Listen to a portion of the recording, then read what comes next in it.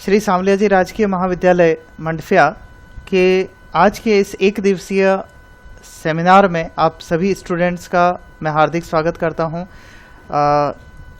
इस सेमिनार के प्रारंभ में मैं हमारे प्राचार्य महोदय श्री एस.एल. खटीक सर का मैं बहुत बहुत तहे दिल से स्वागत करता हूं कि उन्होंने अपने समय निकालकर हमें ज्वाइन किया।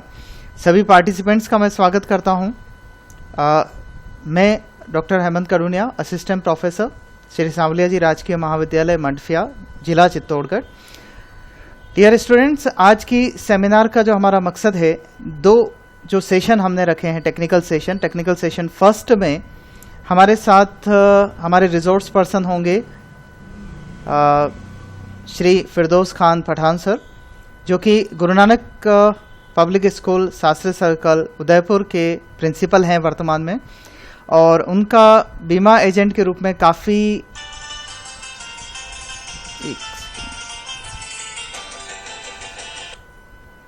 सर लिंक से ज्वाइन कर लीजिए, एडमिशन वाले में डाल रखा है। एडमिशन वाले में लिंक ज्वाइन कर लीजिए। Yes sir. उनका बीमा एजेंट के रूप में काफ़ी एक्सपीरियंस रहा है। बीमा एक ऐसी चीज़ है जो हम लोग जनरली इग्नोर करके चलते हैं, चाहे वो जीवन बीमा हो, सामान्य बीमा हो, और जब इसकी आवश्यकता पड़ती है किसी एक्सीडेंट की वजह से, किसी एक्सीडेंटल केस की वजह से, या कोई ऐसा लाइफ का अनहोनी मूवमेंट आ जाता है, तो हम लोगों को फिर बीमा की याद आती है। बीमा एक ऐसी चीज़ है जो अगर हम पहले से करवा के रखें, पहले से प्री करवा के रखें, तो उसके बेनिफिट्स हमें सर बताएंगे। ये सेशन हमारा 11:10 से प्रारंभ होगा और लगभग 30 से 40 मिनट तक सर आपके साथ में रूबरू होंगे। आपको बताएंगे कि बीमा, पर्सनल लाइफ बीमा कितने प्रकार का होता है, उसके कितने बेनिफिट्स हैं, कौन कौन से इंश्योरेंस होते हैं, सामान्य बीमा के बारे में वो आप लोगों को बताएंगे। इसी प्रकार से जो हमारा सेकंड टेक्निकल सेशन रहेगा, वो second technical session computerised accounting पर है। कंप्यूटराइज्ड अकाउंटिंग बेसिकली जब भी हम एक कंप्यूटराइज्ड शब्द की बात करते हैं और अकाउंटिंग की बात करते हैं, तो टेली शब्द आता है कि टेली के अंदर अकाउंटिंग की जाएगी। तो डियर स्टूडेंट, यहाँ पे हमारे साथ में एक बहुत ही एक्सपर्ट पर्सन जो कि उदयपुर में प्रैक्टिसिंग चार्टर्ड अकाउंटेंट हैं, और आप लोगों को ये जानकर खुशी होगी कि जो सर हमारे साथ में होंगे वो चार्टर्ड अकाउंटेंट भी हैं, कंपनी सेक्रेटरी भी है, और कोस्ट वर्क अकाउंटेंट भी है। मीन्स कॉमर्स की जो हमारी तीनों बड़ी डिग्री होती है, वो तीनों उनके पास में है। आप लोग उनसे 12:20 पर कनेक्ट कर पाएंगे और 12 बजे से वो अपना सेशन देंगे। ये हमारा सेशन रहेगा, एक घंटे के 2 टेक्निकल सेशन आज के उसमें रखे हैं। और मेरे ख्याल से खटीक सर आप जुड़ गए हैं हमारे से। सर जी सर, जी सर, आवाज़ आ रही है सर आपकी। तो मैं अब आदरणीय प्रिंसिपल सर से रिक्वेस्ट करूंगा कि वो हमें आशीर्वचन दें और इस सेमिनार पे अपना उद्बोधन करें। Over to you sir.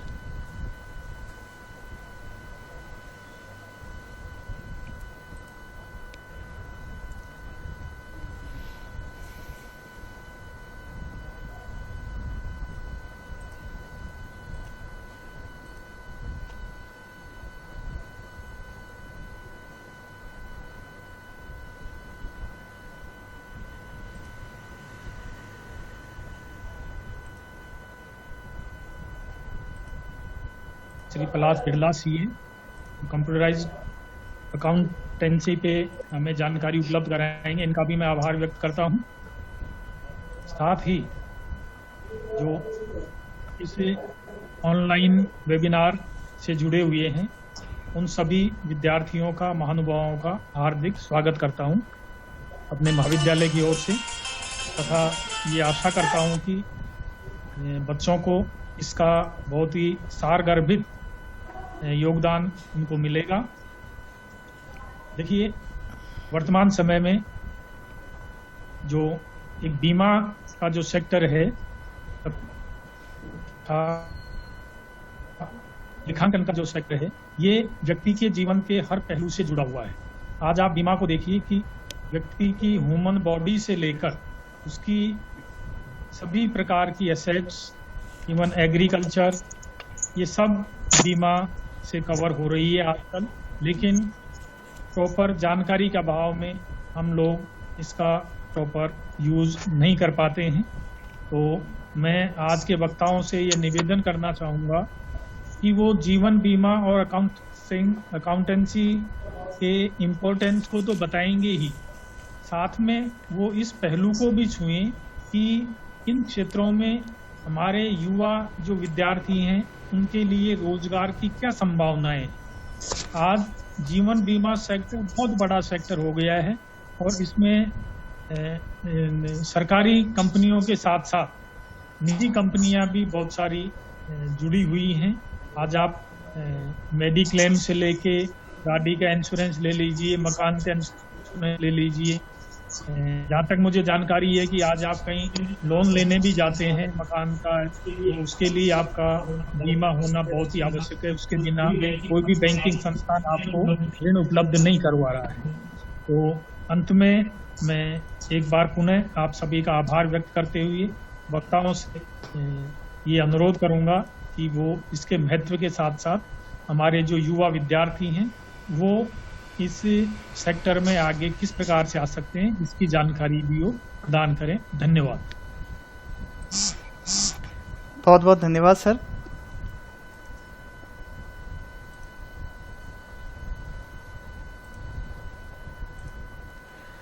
प्यारे विद्यार्थियों, हमारा टेक्निकल सेशन पहला जो ज्वाइन आप लोगों को करना है वो 11:10 पर मैंने लिंक अलग भेज रखा है जूम उस पर गूगल मीट पे आपको ज्वाइन करना है। और 12:20 पे एक और सेशन का लिंक आपको मैंने शेयर कर रखा है, टेक्निकल सेशन सेकंड का, उसमें आपको ज्वाइन करना है। यहाँ मैं रेस्पेक्टेड प्रिंसिपल सर को और सारे अपने जो पार्टिसिपेंट्स हैं उनको बताना चाहूँगा कि इस सेमिनार में हमारे पास में हमारे कॉलेज के 18 विद्यार्थी हैं और 8 विद्यार्थी उदयपुर कॉलेज से और दूसरे स्थानों से जुड़े हुए हैं हमारे साथ में। तो अंत में मैं आज के इस इनॉग्रल सेशन को एंड करने के लिए मैं राजकुमार जी जाकल सर को इनवाइट करूंगा कि वह हमारे सारे साथियों का वोट ऑफ थैंक्स देकर उनको थैंक्स दें। और इसके साथ ही मैं मेरे पर्सनल लेवल पे डॉक्टर महादेव सिंह और राजकुमार जाकल सर, श्री संत कुमार जी मीणा और श्री टीकम चंद जी मीणा, इन सभी का बहुत बहुत धन्यवाद अर्पण करता हूं कि इन्हीं के सहयोग से मैं इस तरीके की सेमिनार का आयोजन कर पाया हूं। Thank you sir. Over to Rajkumar ji sir. आप सभी सदस्यों का इस वेबिनार में भाग लेने वाले सभी सदस्यों का हार्दिक स्वागत और स्पेशली धन्यवाद वाले विद्यार्थियों से अनुरोध है कि इस वेबिनार का अधिक से अधिक लाभ उठाए। Thank you. Thank you very much sir. अब सभी विद्यार्थियों से निवेदन करूंगा कि वो 11:10 पे फर्स्ट टेक्निकल सेशन जो लिंक है उससे हमें कनेक्ट करें और हम लोग फर्स्ट सेशन में मिलेंगे।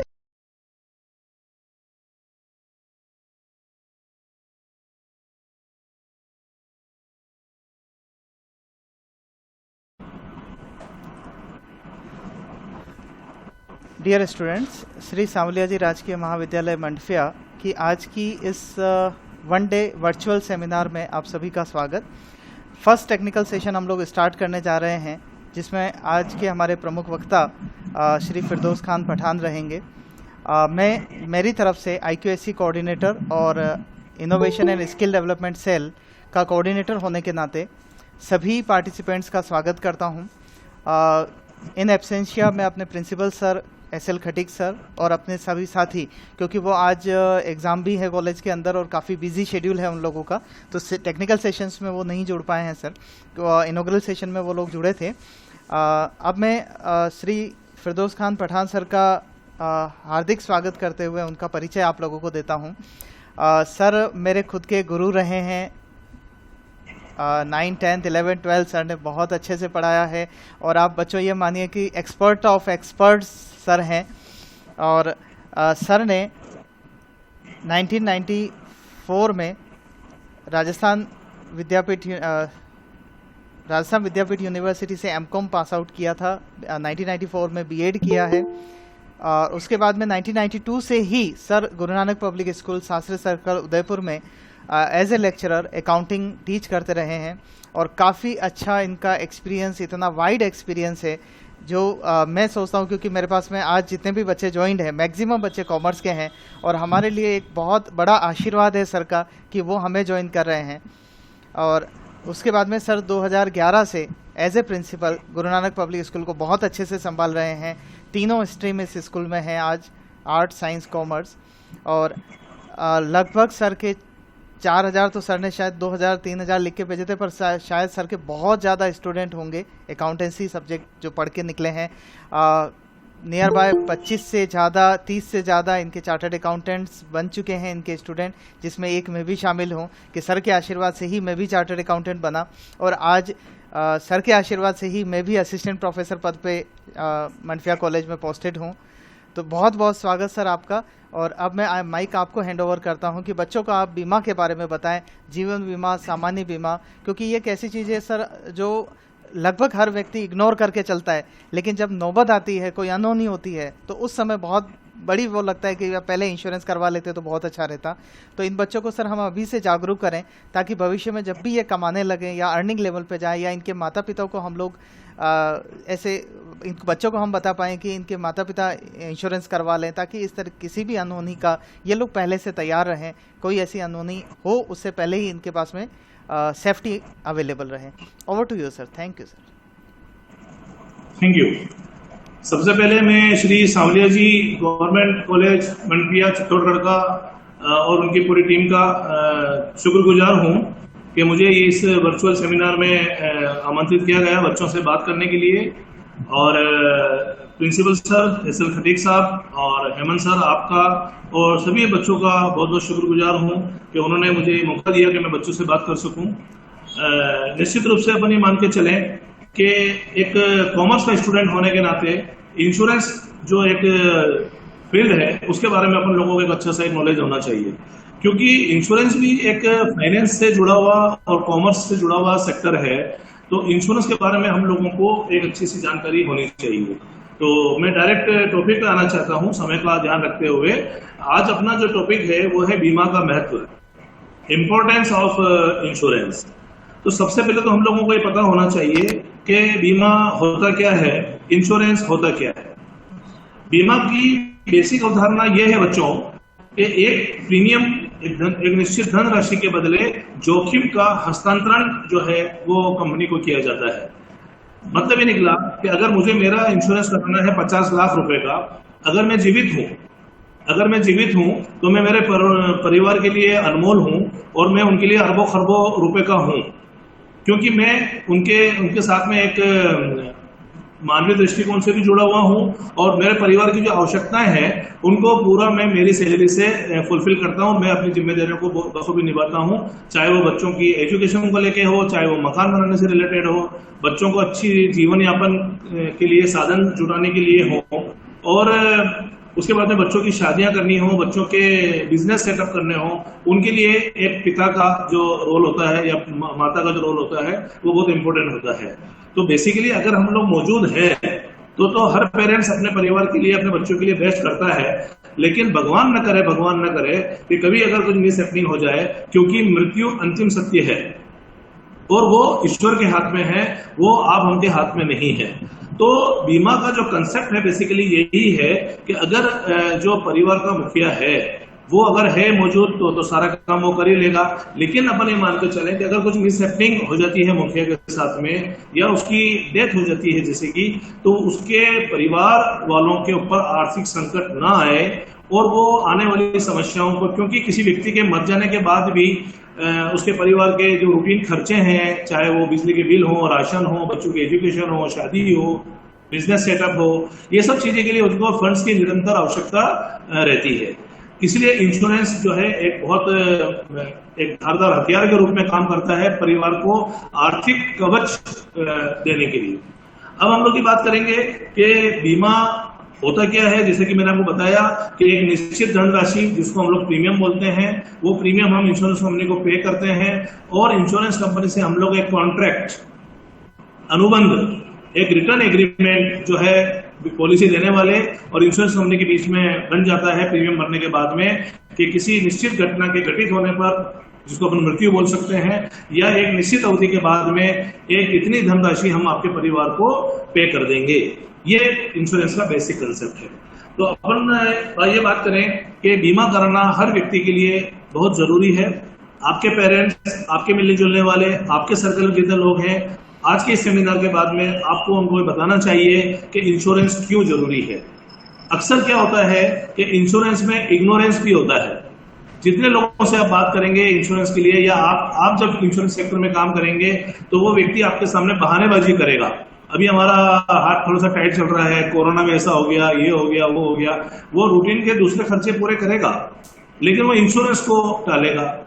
इसीलिए भारतीय जीवन बीमा निगम जो LIC है, उसका एक स्टेटमेंट है, insurance is the matter of solicitation. Insurance is the matter of solicitation. बीमा आग्रह की विषय वस्तु है। आपको सामने वालों को बीमा के फायदे बताने पड़ेंगे कि आप बीमा क्यों कराएं, आप इंश्योरेंस कंपनी को प्रीमियम पे क्यों करें। तो जब तक आप उन लोगों को ये उसके बीमा के होने वाले फायदे नहीं बताएंगे, तब तक वो व्यक्ति बीमा नहीं कराएगा। दूसरी बात ये कि बीमा जो है बच्चों दो प्रकार का है। एक तो है लाइफ इंश्योरेंस, जिसको हम लोग बोलते हैं जीवन बीमा, और एक होता है जनरल इंश्योरेंस, जिसको हम लोग बोलते हैं सामान्य बीमा। तो आज के सेमिनार में सबसे पहले ये चीज ध्यान रखें कि बीमा का तात्पर्य, जैसा कि मैंने बताया, एक निश्चित धनराशि जिसको हम लोग प्रीमियम कहते हैं, उसके बदले अपनी जोखिम का हस्तांतरण जो है वो इंश्योरेंस कंपनी को हो जाता है। इंश्योरेंस कंपनी और जो पॉलिसी लेने वाला है, पॉलिसी होल्डर, उनके बीच में एक कॉन्ट्रैक्ट हो जाता है जो चैलेंजेबल होता है, रिटर्न में होता है कि इस निश्चित घटना के घटित होने पर हम आपको इतना बड़ा अमाउंट दे देंगे। तो ये हुई इंश्योरेंस का मतलब। इंश्योरेंस के बारे में बता रहा था कि दो तरह का इंश्योरेंस है बच्चों। एक तो है जीवन बीमा, जिसको हम लोग बोलते हैं लाइफ इंश्योरेंस, और एक है सामान्य बीमा, जिसको हम लोग बोलते हैं जनरल इंश्योरेंस। भारत में भारतीय जीवन बीमा निगम LIC एक वेल नोन नेम है, जिसकी जो स्थापना हुई या जिसका जो राष्ट्रीयकरण हुआ वो 1956 में हुआ। 1956 में इसमें सरकार की भागीदारी हुई और सरकार ने गारंटी ली कि जो भी पॉलिसी के तहत रिटर्न एग्रीमेंट बनेंगे उसको फुलफिल करवाने में भारत सरकार की गारंटी रहेगी। तो LIC का जो राष्ट्रीयकरण हुआ वो 1956 में हुआ। अब कोई व्यक्ति, एक दूसरा बीमा और है सामान्य बीमा, अब उसमें भी बात करेंगे। पहले अपन LIC की बात कर लें कि कोई भी व्यक्ति LIC क्यों कराए या कोई भी व्यक्ति जीवन बीमा पॉलिसी क्यों ले। तो एक छोटी सी बात यह है कि आप जब पेरेंट्स बनेंगे या पेरेंट्स जो भी होंगे, वो केवल ये सोच ले कि उसके न होने पर, माने कि उसकी असामयिक मृत्यु हो जाती है, तो क्या आपके मित्र आपके परिवार को 50 लाख रुपए की मदद कर पाएंगे या 1 करोड़ रुपए की मदद कर पाएंगे, या आपके जो रिलेटिव्स हैं या आपके जो मोहल्ले वाले हैं या जो आपके सर्कल वाले हैं, किसी व्यक्ति विशेष की डेथ होने पर उसके परिवार को क्या कोई भी व्यक्ति 50 लाख रुपए की मदद कर पाएगा या 1 करोड़ रुपए की मदद कर पाएगा? तो इसका जवाब आपके सामने शायद ना ही आएगा कि कोई भी व्यक्ति किसी व्यक्ति के साथ में मानवीय संवेदनाएं व्यक्त कर सकता है, उसके दुख में शामिल हो सकता है, उसके घर जाकर रोजाना 15 दिन तक बैठ सकता है, लेकिन जब वो बोला जाएगा कि भाई आप मुझे 50 लाख की मदद कर दो, मेरे परिवार को, मेरे बच्चों को पढ़ाना है, इनकी अभी शादी बाकी है, इनके बिजनेस सेटअप बाकी है, मुझे मकान बनाना बाकी है, मुझे लोन चल रहा है, उसकी EMI मुझे भरना बाकी है, तो शायद ये आर्थिक जो लायबिलिटी है वो कोई भी रिश्तेदार, कोई भी पड़ोसी, कोई भी आपका सर्कल वाला नहीं उठा पाएगा। इस जगह LIC या जो जीवन बीमा कंपनियां हैं वो आपके साथ में खड़ी रहती है कि अगर आपने 1 करोड़ रुपए का इंश्योरेंस करा रखा है, चाहे भले ही आपने 1 प्रीमियम जमा कराई और बीमा कराने वाले की कोई असामयिक निधन उसका हो जाता है, तो इंश्योरेंस कंपनी बाध्य है कि उसके परिवार को 1 करोड़ रुपया या 50 लाख रुपए या जितने भी रुपए का आपने बीमा कराया है वो इंश्योरेंस कंपनी 101% पे करेगी। तो मतलब ये निकला कि किसी व्यक्ति विशेष के न होने पर उसके परिवार को आर्थिक संकट या आर्थिक सहायता प्रदान करने के लिए, आर्थिक संकट से बचाने के लिए जीवन बीमा एक बहुत इंपॉर्टेंट साधन है। जीवन बीमा का तात्पर्य केवल मृत्यु के लिए नहीं है, यह जीवन बीमा इसलिए नहीं कराया जाता कि कोई मर जाएगा। जीवन बीमा इसलिए कराया जाता है कि किसी व्यक्ति के मृत्यु के बाद भी उसके परिवार के जो शेष लोग हैं वो जीवित रहने वाले हैं, उनकी जो आवश्यकताएं हैं वो यथावत रहने वाली हैं, उनकी आवश्यकताओं को पूरा करना पड़ेगा। इसलिए जीवन बीमा कराया जाता है कि जब कोई व्यक्ति विशेष पॉलिसी होल्डर की डेथ हो जाए तो कम से कम परिवार आर्थिक संकट, जो दुख हुआ है, मानवीय दुख व्यक्ति के जाने से, वो अपनी जगह है, उसकी भरपाई तो कोई कर नहीं सकता जीवन भर, लेकिन एक आर्थिक मोर्चे पे परिवार विफल न हो जाए, फंड्स की कमी से बच्चों की एजुकेशन नहीं रुक जाए, फंड्स की कमी से जो पुराने लोन चल रहे हैं वो पेमेंट हो सके, मकान का काम बाकी हो तो मकान हो पाए, बिजनेस सेटअप हो पाए, तो ये इसलिए एक तरह से आर्थिक रूप से हम लोग सशक्त रह पाए, इसके लिए जो है जीवन बीमा की तरफ हम जाते हैं। और वेल नोन जो कंपनी है 1956 से कंटिन्यू, वो भारतीय जीवन बीमा निगम LIC है। हालांकि उसके बाद में भारत सरकार ने प्राइवेट कंपनीज को भी इस फील्ड में उतार दिया है और प्राइवेट कंपनीज भी काफी अच्छा काम भारत में कर रही हैं। पॉलिसी के बारे में अगर हम लोग बात करें तो कुछ पॉलिसी के बारे में अपन यहाँ डिस्कस कर पाएंगे। LIC की जो पॉलिसियां होती है उसमें एक होती है बच्चों money back policy. Money back policy का मतलब होता है कि उसमें आप लोगों को एक बीमा मिल जाएगा कि अगर आपकी लेने वाले की डेथ हो गई तो आपके परिवार को इतना पैसा मिल जाएगा। उसके अलावा अगर ऐसा नहीं है कि जितने लोग पॉलिसी कराते हैं उसकी सबकी डेथ होती है ना, 4 साल बाद या 5 साल बाद या हर 4 साल बाद, हर 5 साल बाद एक निश्चित राशि जो पहले से तय होती है वो उसको बार बार मिलती रहती है, इसको हम लोग बोलते हैं money back. Money back policy का मतलब कि जैसे कोई 20 साल की पॉलिसी है तो 4-4 साल करके हर 4 साल के गैप में या हर 5 साल के गैप में एक निश्चित धनराशि उसको वापस रिटर्न के तौर पे मिलती रहती है। उससे उसका मोटिवेशन बढ़ता है व्यक्ति का कि जो प्रीमियम मैं भर रहा हूं उसका कुछ रिटर्न मुझे मिल रहा है। और जब पॉलिसी की अवधि पूरी हो जाएगी, 20 साल 25 साल जितनी लंबी की पॉलिसी होती है, उसके बाद में एक जो निश्चित सम एश्योर्ड है वो भी उसके परिवार को मिलता है। इसे कहते हैं मनी बैक पॉलिसी। पॉलिसी की अवधि में बीच बीच में से कुछ पैसा मिलना, इसको हम लोग मनी बैक पॉलिसी बोलते हैं। एक बच्चों होती है एंडोमेंट पॉलिसी, बंदोबस्ती पॉलिसी, आजीवन पॉलिसी बोलते हैं। एंडोमेंट पॉलिसी का मतलब होता है कि जैसे कोई बच्चा किसी पेरेंट्स के एक बेबी है, वो 2 साल का है और उनको मालूम है कि जब ये 21 साल का हो जाएगा तब मुझे इसके हायर एजुकेशन में फंड्स की जरूरत पड़ेगी, तो इसके लिए वो लोग एंडोमेंट प्लान जो होते हैं वो लेते हैं। इसमें बीच बीच में आपको पैसा नहीं मिलेगा। जब निश्चित जो अपन ने अवधि तय कर रखी है, बच्चा 2 साल का है और 19 साल की पॉलिसी ले लेंगे, यानी बच्चा जब 21 साल का हो जाएगा तब एक निश्चित धनराशि भारतीय बीमा कंपनी जो भी है जिससे आपने पॉलिसी ली है वो आपके परिवार को पे करेगी। उसके बाद में छोटे बच्चे जो होते हैं उनके लिए चिल्ड्रन पॉलिसी होती है। जो लोग रिटायरमेंट की एज पर आ गए हैं उनके लिए पेंशन पॉलिसी होती है। तो जब भी अपन जीवन बीमा के फील्ड में जाएंगे तो जो एजेंट होगा या जो डेवलपमेंट ऑफिसर होगा वो आपको हर तरह की पॉलिसी के बारे में बताएगा। लेकिन मेरा आपसे हमेशा कहना यह है कि ये भी एक तरह से व्यापार है, बिजनेस है, ढेर सारी पॉलिसियां हैं। एजेंट के कहने से अपने को पॉलिसी नहीं लेनी है, डेवलपमेंट ऑफिसर के कहने से अपने को पॉलिसी नहीं लेनी है। अपने को लेना है कि अपना बजट कितना है, कितने अवधि तक हम लोग प्रीमियम पे कर पाएंगे और वो पॉलिसी मेरे लिए किस तरह से बेनिफिशियल है। इस बात को दृष्टिगत रखते हुए आपको जो अलग अलग तरह की पॉलिसी मैंने बताई, pension policy, endowment policy, money back policy, children policy, ये सारी पॉलिसीज जो है उसके ऊपर हम लोगों को अपनी नीड के हिसाब से अपने को, जैसे अपन बाजार में जाते हैं तो बाजार में दुनिया भर की चीजें मिलती है, लेकिन अपन खरीद के वही लाते हैं जो अपने को नीड है। अननेसेसरी अपन शॉपिंग नहीं करते। तो इसी तरह से आप ध्यान रखें कि जब भी हम लोग LIC के उसके सेक्टर में जाएंगे तो हम लोगों को बहुत सोच समझ के, आजकल टेक्नोलॉजी का जमाना है, कोई एजेंट आपको पॉलिसी सजेस्ट करता है, उस पॉलिसी की सारी डिटेल आपको LIC की साइट पे मिल जाएगी, ताकि उससे ये भी पता लग जाएगा कि एजेंट झूठ तो नहीं बोल रहा या कोई गलत चीज मिस सेलिंग तो नहीं कर रहा या आपको दूसरे सपने दिखाकर कोई पॉलिसी तो नहीं बेच रहा। तो ये सब चीजें आजकल जो है हम लोग क्योंकि पढ़े लिखे तबके से आते हैं तो हर चीज जो है अपन लोगों को सर्च करके ही अपने को ये खरीदनी चाहिए।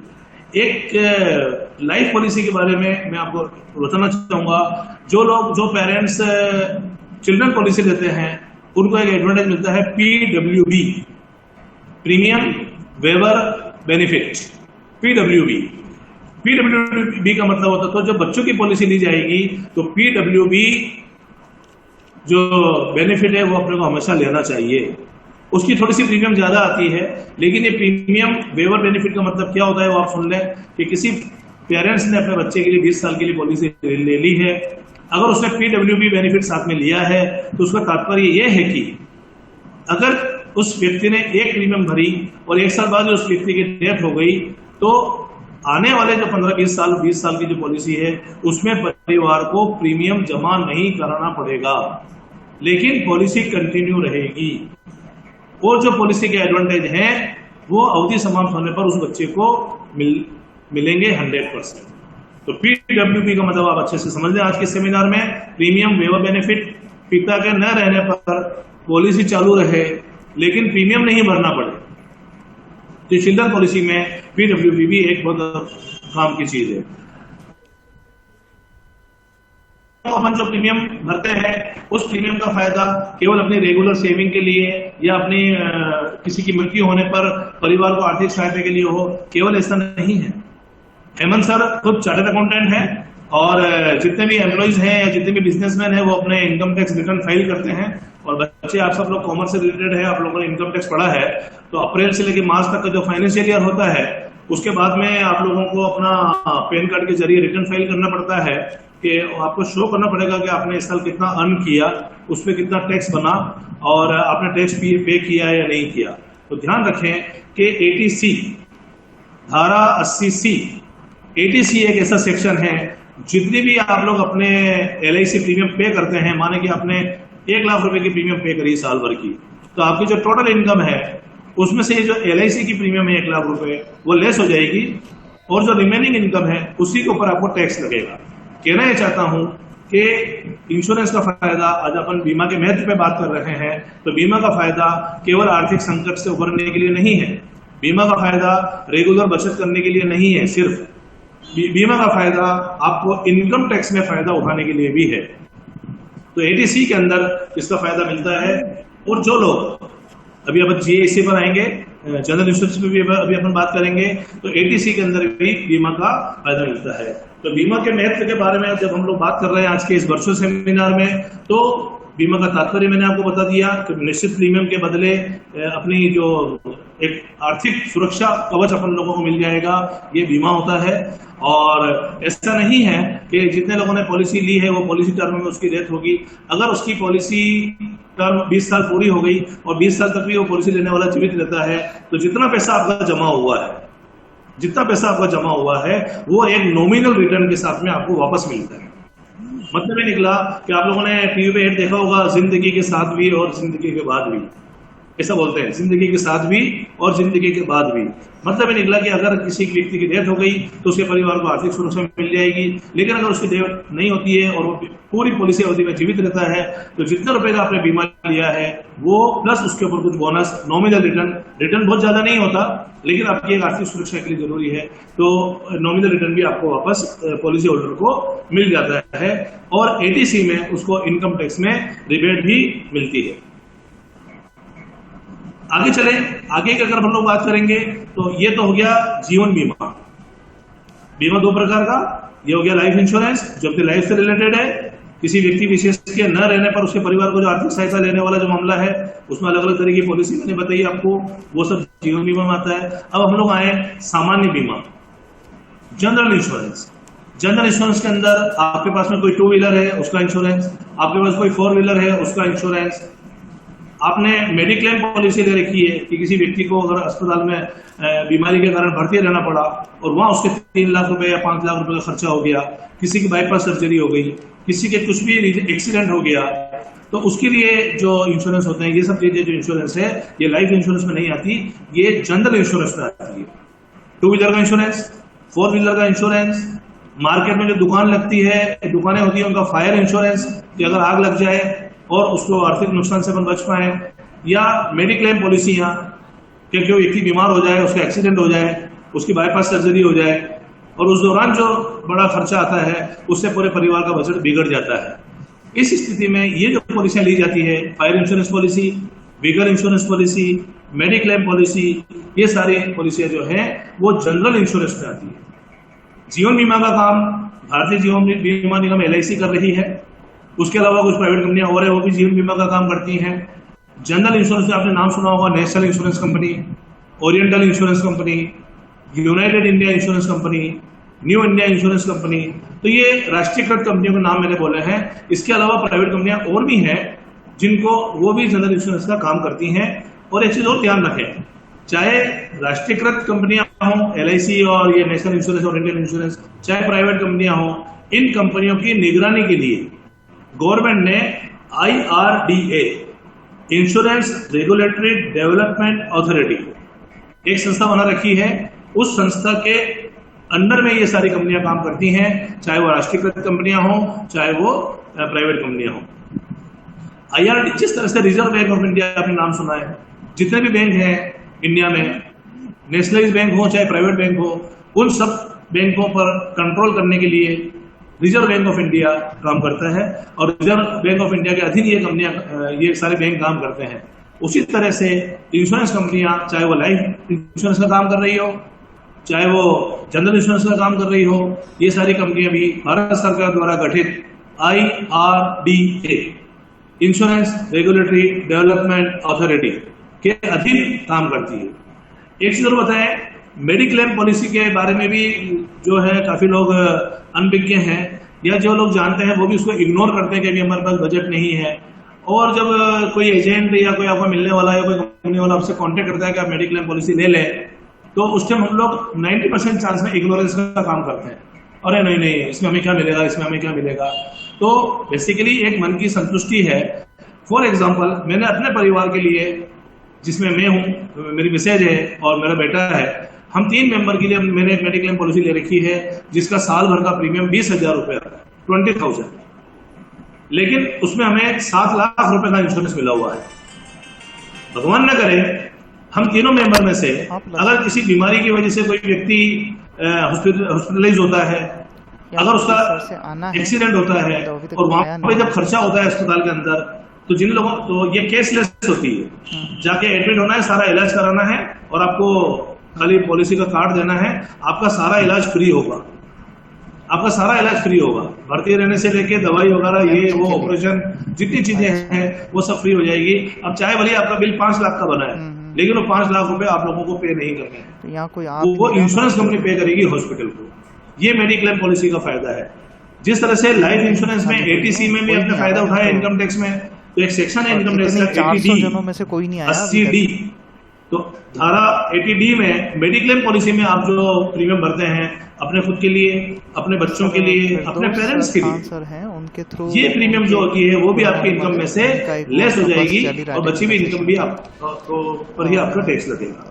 तो मतलब ये निकला कि इधर से आपकी सेविंग्स भी है और एक मन का संतोष है कि मैंने जो है मेडिक्लेम पॉलिसी ले रखी। और वो एक चीज और बताएंगे, आज के जमाने में EMI का जमाना है, बता देंगे थोड़ी देर। किसी के पास 10,000 भी है और वो कार लाना चाहे तो किस्तों पे कार ला सकता है, जो मेरे पास किसी के पास 5,000 है वो मोटरसाइकिल लाना चाहता है 1 लाख रुपए की, तो किस्तों पे ला सकता है वगैरह की बात तो आजकल काफी कंपनियों ने लोन प्रोटेक्शन इंश्योरेंस भी शुरू कर रखा है। एक बार कैसे भी करके करो बस आप। तो लोन प्रोटेक्शन स्कीम का मतलब क्या कि अगर मैं जीवित हूं तो जितना भी लोन मैंने लिया है वो मैं पे करूंगा, लेकिन अगर मैंने एक प्रीमियम पे करी और मैं जीवित नहीं रहा तो मेरा लोन जो है वो माफ हो जाएगा, इंश्योरेंस कंपनी लोन पे करेगी। चुंडावा सर के थ्रू जैसे किसी को मकान बनाना है, किसी ने 25 लाख का लोन ले लिया, नहीं आ रही है, और उसकी डेथ 1 साल बाद ही हो गई, सब करा लिया, अब वो 25 लाख रुपए फैमिली को पे करने हैं। मैं खुद मतलब अगर उसके पास में लोन प्रोटेक्शन पॉलिसी नहीं ली हुई है, तो जब भी आप लोगों को जीवन में कभी लोन लेना पड़े, भाई दवाई वैसे तो कामना करता हूँ मैं आपसे कि आप सब लोग पढ़ लिख कर इतने अच्छे स्थान पर पहुंचे, भगवान अपने को लोन से बचाए,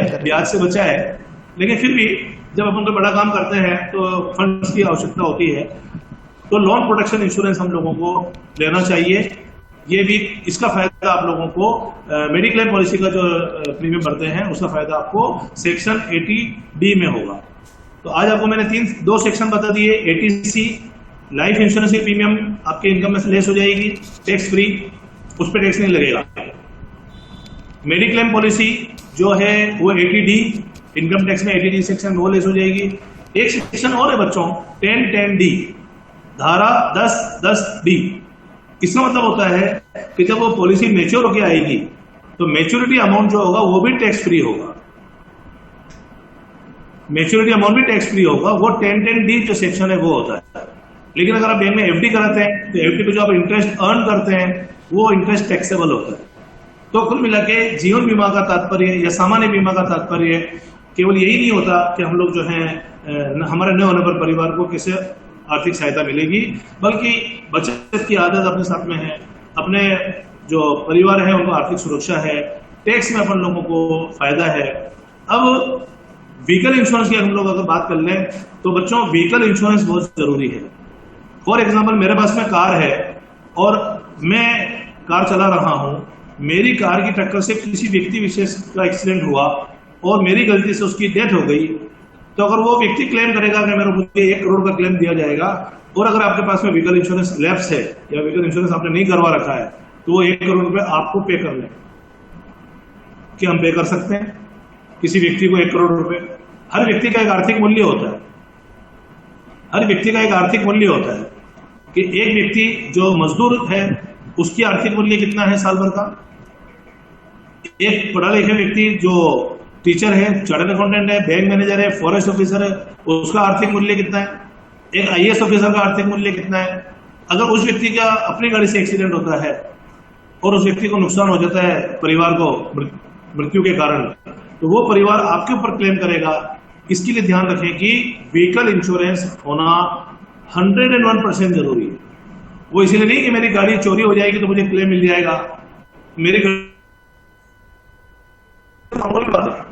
बेसिकली ये है कि अपनी गाड़ी से अगर किसी व्यक्ति का एक्सीडेंट होता है और वो जब क्लेम करता है अपने ऊपर, तो वो क्लेम इंश्योरेंस कंपनी पे कर देगी।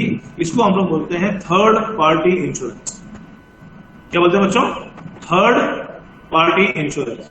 तो चाहे 2 व्हीलर हो चाहे 3 व्हीलर हो, बिना इंश्योरेंस के अपन लोगों को गाड़ी सड़क पे नहीं चलानी चाहिए, अपने को थर्ड पार्टी इंश्योरेंस करना चाहिए। एक होती है पैकेज पॉलिसी, मैं गाड़ी के इंश्योरेंस की बात बता रहा हूं। पैकेज पॉलिसी का मतलब होता है कि उसमें थर्ड पार्टी इंश्योरेंस भी शामिल है और उसमें यह भी शामिल है कि अगर आपकी गाड़ी चोरी हो जाएगी तो आपको क्लेम मिल जाएगा, आपकी गाड़ी की अगर टूट फूट हो गई तो आपको क्लेम मिल जाएगा। तो ये सब चीजें जो है इसके अंदर आती हैं। तो जब अपन इंश्योरेंस सेक्टर की बातें करते हैं तो ये सब पॉलिसियां जो है अपन लोगों को समझनी चाहिए और आर्थिक परिवार को आर्थिक सुरक्षा प्रदान करने के लिए LIC खरीदनी चाहिए। अपनी जिम्मेदारी से मुक्त होने के लिए व्हीकल इंश्योरेंस के लिए अपने को जनरल इंश्योरेंस खरीदना चाहिए। कोई दुकान, अगर आप बिजनेसमैन है और आपकी दुकान में 50 लाख का माल पड़ा है, अगर मान के चलेंगे शॉर्ट सर्किट हो गया और वहां पे आग लग गई और आपका माल का नुकसान हो गया, तो क्या वो नुकसान हम लोग भर पाएंगे? तो शायद आप सब लोगों को ये चीजें समझ में आ गई होगी कि इंश्योरेंस की क्या महत्व है। तो आज के इस सेमिनार में हमने बच्चों बात की बीमा के महत्व के बारे में। बीमा कॉमर्स सेक्टर से जो जुड़े व्यक्ति हैं उनको तो अच्छे से आना ही चाहिए, लेकिन इसकी आवश्यकता हर व्यक्ति को है, चाहे वो किसी भी समाज से रिलेटेड है, चाहे वो किसी भी तबके से रिलेटेड है, चाहे उसका आय का जो स्तर है वो किसी भी लेवल का है। बीमा एक ऐसी चीज है जो हर नागरिक को लेना ही चाहिए और ज्यादा से ज्यादा लोगों को बीमा के महत्व के बारे में बताना चाहिए। मैक्सिमम जगह इसके लिए बोला, जैसे कि मैंने पहले बताया था कि इग्नोरेंस ज्यादा देखने को मिलता है। एक LIC एजेंट 100 लोगों को फोन करता है कि सर आप पॉलिसी ले लो, उसमें से 90 जगह से यही जवाब आता है कि अभी हमारे पास में प्रीमियम भरने का पैसा नहीं है, जबकि उसके पास में दूसरे जितने भी खर्चे हैं उसमें से काफी गैर जरूरी खर्चे भी उसके द्वारा हो जाते हैं। उसको जरूर करेगा वो, लेकिन इंश्योरेंस एक ऐसी चीज है जिसको बंदा टालने की कोशिश करता है।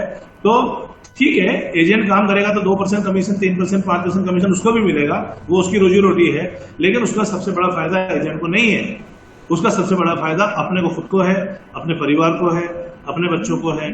तो इस सेमिनार के बाद में मैं उम्मीद करूंगा कि बीमा का महत्व, बीमा 2 प्रकार का, लाइफ इंश्योरेंस और जनरल इंश्योरेंस। लाइफ इंश्योरेंस में जीवन बीमा, लाइफ इंश्योरेंस में गाड़ी का बीमा, दुकान का बीमा, है ना, मेडिक्लेम पॉलिसी, है ना, फायर पॉलिसी, इस तरह की जो पॉलिसियां जनरल इंश्योरेंस में है। तो मैं चाहता हूं कि, और आप लोगों को भी मैं कहना चाहूंगा कि अगर आप लोग भी इंश्योरेंस सेक्टर में काम करते हैं तो BCom कीजिए, MCom कीजिए या CA कीजिए। उसके बाद में फाइनेंस संभालने के लिए एडमिनिस्ट्रेटिव ऑफिसर की पोस्ट निकलती है LIC में, डेवलपमेंट ऑफिसर की पोस्ट निकलती है LIC में, और एक एग्जाम होता है IC 38। वो पास करने के लिए ग्रामीण क्षेत्र के जो 10वीं पास बच्चे हैं वो इंश्योरेंस एजेंट बन सकते हैं, और जो शहरी क्षेत्र के जो बच्चे हैं, एग्जाम का नाम बताया मैंने आपको, IC 38। कभी भी आप YouTube पे सर्च करेंगे IC 38 एग्जाम, वो आपको सारी डिटेल बता देगा। ऑनलाइन एग्जाम होता है।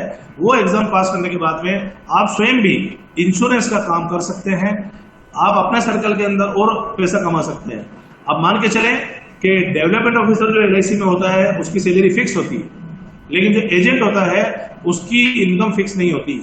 ऐसे कितने ही एजेंट हैं जिन्होंने अपने को अपना कैरियर ही LIC एजेंट के रूप में बनाया और उनके सर्कल में, उनके खानदान में, उनके मित्रों में, उनके जितने लोग मिलने जुलने वाले हैं सब लोगों को में वो LIC का काम करते हैं। सर्विस सेक्टर है, आप अपने ग्राहकों को बेस्ट सर्विस दीजिए, आपको नई पॉलिसियां अपने आप मिलेगी और आपके लिए एक आमदनी का जरिया भी होगा। तो आज के इस सेमिनार के बाद में आप लोग IC38 एग्जाम के बारे में YouTube पे जरूर जाइए और IC38 एग्जाम जो बच्चे अपना करियर बनाना चाहते हैं और आप अगर दूसरा काम करते हैं उसके साथ भी आप अपने एजेंसी को चला सकते हैं। आप अपने मर्जी, आप अपने बॉस खुद हैं, आप अपने कार्य के घंटे खुद तय कर सकते हैं, आप अपना शेड्यूल खुद तय कर सकते हैं कि मुझे किस समय ये काम करना है और आप अपने जो रूटीन जॉब है उसके साथ भी एक एक्स्ट्रा काम करके अपनी इनकम को बढ़ा सकते हैं। मैं सेमिनार को खत्म करना चाहूंगा, मेरी बात को खत्म करना चाहूंगा। इतने कम समय में बीमा के बारे में मैं आपको जो भी छोटा मोटा बता पाया, उम्मीद करता हूं कि आपके लिए ये उपयोगी रहेगा। IC38 एग्जाम के बारे में यूट्यूब में अगर आपने जाके चेक कर लिया और उसके बारे में नॉलेज कर लिया, हर मीटिंग का, हर पीरियड का कुछ ना कुछ फायदा जरूर होता है, चाहे फायदा छोटा ही हो। एक स्कूल जब चलता है 8 पीरियड होते हैं, साल भर स्कूल चलता है, बच्चा कुछ ना कुछ हर पीरियड में सीखता रहता है। तो भगवान ने ये जो अपना दिमाग बनाया है इसमें इसको ग्रहण करने की क्षमता अनलिमिटेड है। तो आप लोग हमेशा अच्छे जो लिटरेचर है उनको पढ़ते रहिए, अच्छी साइट्स पर आप लोग जाते रहिए, हेमंत सर जैसे अच्छे लोगों के साथ में आप लोग जुड़े रहिए। निश्चित रूप से अपने पेरेंट्स और अपने टीचर्स की रेस्पेक्ट कीजिए, तो आपका भी जो भाग्य उदय निश्चित रूप से होना है। हेमंत सर को भी मैंने 11वीं 12वीं में 9वीं 10वीं में पढ़ाया है और मेरे लिए बहुत सौभाग्य की बात है कि हेमंत सर जैसे काफी स्टूडेंट्स अच्छी अच्छी पोस्टों पे काम कर रहे हैं। माँ बाप के लिए और टीचर के लिए सबसे बड़ी खुशी यही होती है कि उनके बच्चे अच्छी जगह सेटल है। मेरी ढेर सारी शुभकामनाएं हैं आज जितने भी लोग इस वर्चुअल सेमिनार में जुड़ पाए उनके लिए, और जो नहीं जुड़ पाए उनके लिए भी, कि वो जीवन में जो है आगे बढ़े और अपना बेस्ट काम करें। Thank you. Thank you very much sir. महाविद्यालय श्री सांवलिया जी राजकीय महाविद्यालय मंडफिया की तरफ से मैं आपको बहुत बहुत धन्यवाद देता हूं सर कि आपने बच्चों को इतने अच्छे तरीके से जीवन बीमा और सामान्य बीमा के बारे में बताया। Thank you very much sir. और सभी विद्यार्थियों को मैं बताना चाहूँगा कि देखिए, कम उम्र में जब लिया जाता है इंश्योरेंस तो समय समय पर वो बहुत सहायता करता है। जैसे मनी बैग पॉलिसी के बारे में सर ने बताया, तो मैं आपको यहाँ बताना चाहूँगा कि मेरा खुद का, सर ने शायद 25-26 की उम्र में मैं जब रहा हूँगा तब सर ने मनी बैग पॉलिसी मेरे से चालू करवा दी थी। तो उसका बेनिफिट मुझे ये रहा कि जब जब मुझे ईश्वर की कृपा से जब जब पैसे की जरूरत पड़ी तो वो मनी बैग पॉलिसी 5 साल 4 साल वो समय आता रहा और उसका मुझे काफ़ी बेनिफिट मिला उन ईयर्स में कि अगर कहीं अमाउंट में कमी या कुछ हो भी रहा था तो वो एक बहुत अच्छा सपोर्ट मुझे लाइफ में मिला कि, और लगभग अब ख़त्म भी होने वाली हैं। तो वो 4-4 5-5 साल पे जब पैसा रिफंड मिलता है, अगर पैसे की ज़रूरत नहीं है तो वही अपन वापस री इन्वेस्ट भी कर सकते हैं। तो यहाँ बहुत बहुत धन्यवाद सर। और बच्चे निश्चय ही इससे बहुत बहुत लाभान्वित रहे होंगे, और जो बच्चे ज्वाइन नहीं कर पाए हैं या कॉलेज का जो स्टाफ भी ज्वाइन नहीं कर पाया सर, क्योंकि ये रिकॉर्डेड सेशन है तो हम लोग इसको यूट्यूब पे बाद में बच्चों के साथ वापस शेयर करेंगे। जो लोग इस सेमिनार में नहीं जुड़े हैं वो भी इस टेक्निकल सेशन का बेनिफिट सर बाद में रिसीव करेंगे। तो thank you very much sir. और सभी पार्टिसिपेंट्स का मैं थैंक यू करता हूँ। Thank you sir. और सभी पार्टिसिपेंट्स अभी सेकंड टेक्निकल सेशन में जो आपके साथ लिंक शेयर किया गया है 12:20 पे ज्वाइन करें। Thank you sir. Thank you once again. और थैंक यू पार्टिसिपेंट्स। अब लीव कर सकते हैं, 12:20 पे हम लोग वापस जुड़ेंगे।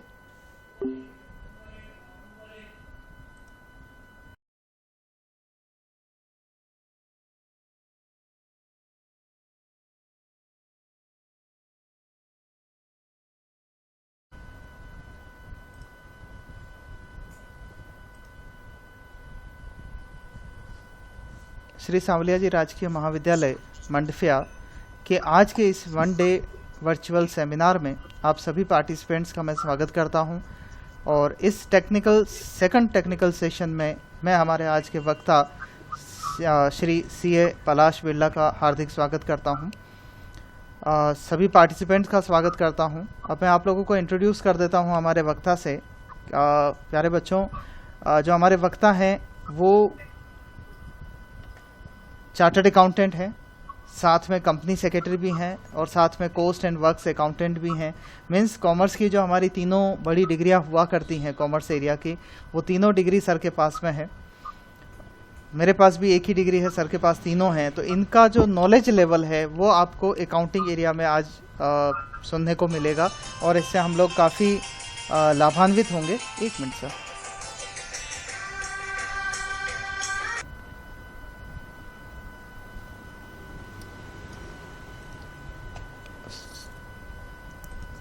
सॉरी सर, बीच में एक अर्जेंट कॉल आ गया था। तो प्यारे विद्यार्थियों, सर की अभी पीएचडी चल रही है और इनको सुनने पे आप लोग जो कॉमर्स का अकाउंटिंग शब्द अपन बोलते हैं, बेसिकली कॉमर्स शब्द आते ही इनमें सबसे पहले शुरुआत होती है अकाउंटिंग की।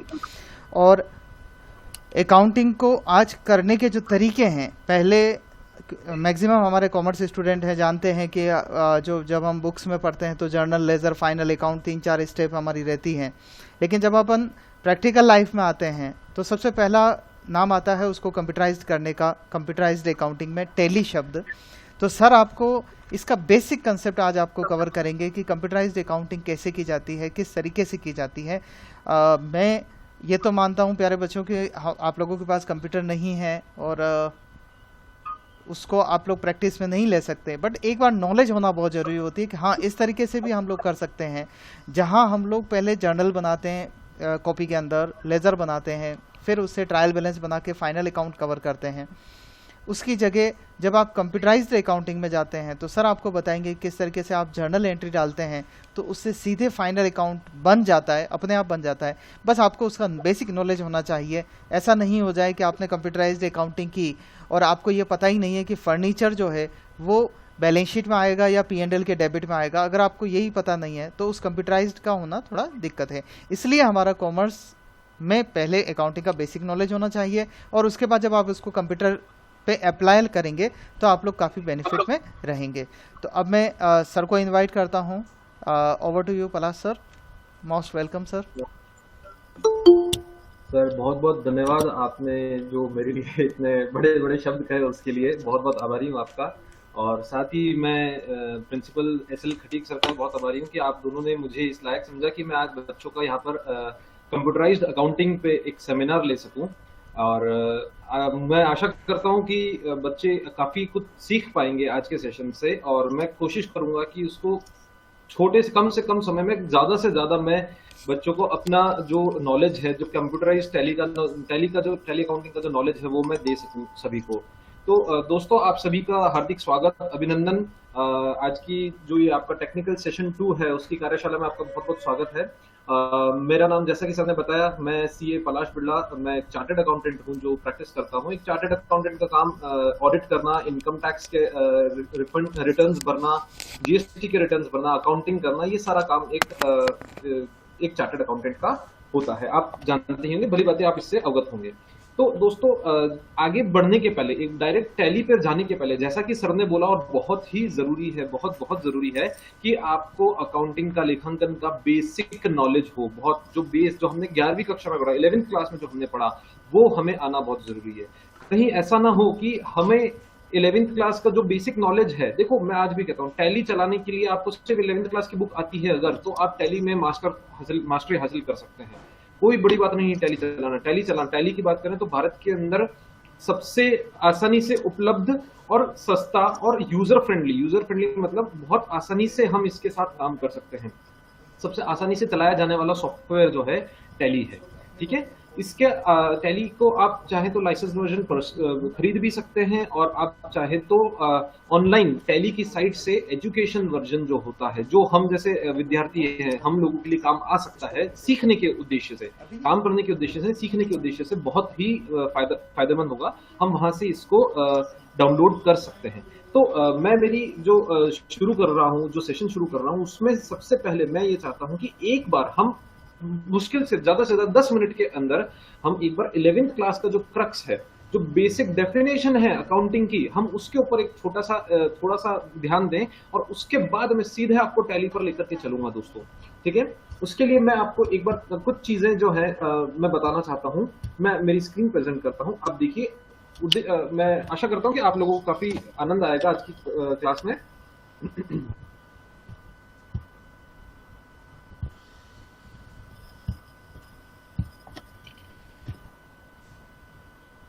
चलिए जी, तो मैं आशा करता हूं शायद आप लोगों को अब स्क्रीन दिख रही होगी मेरी,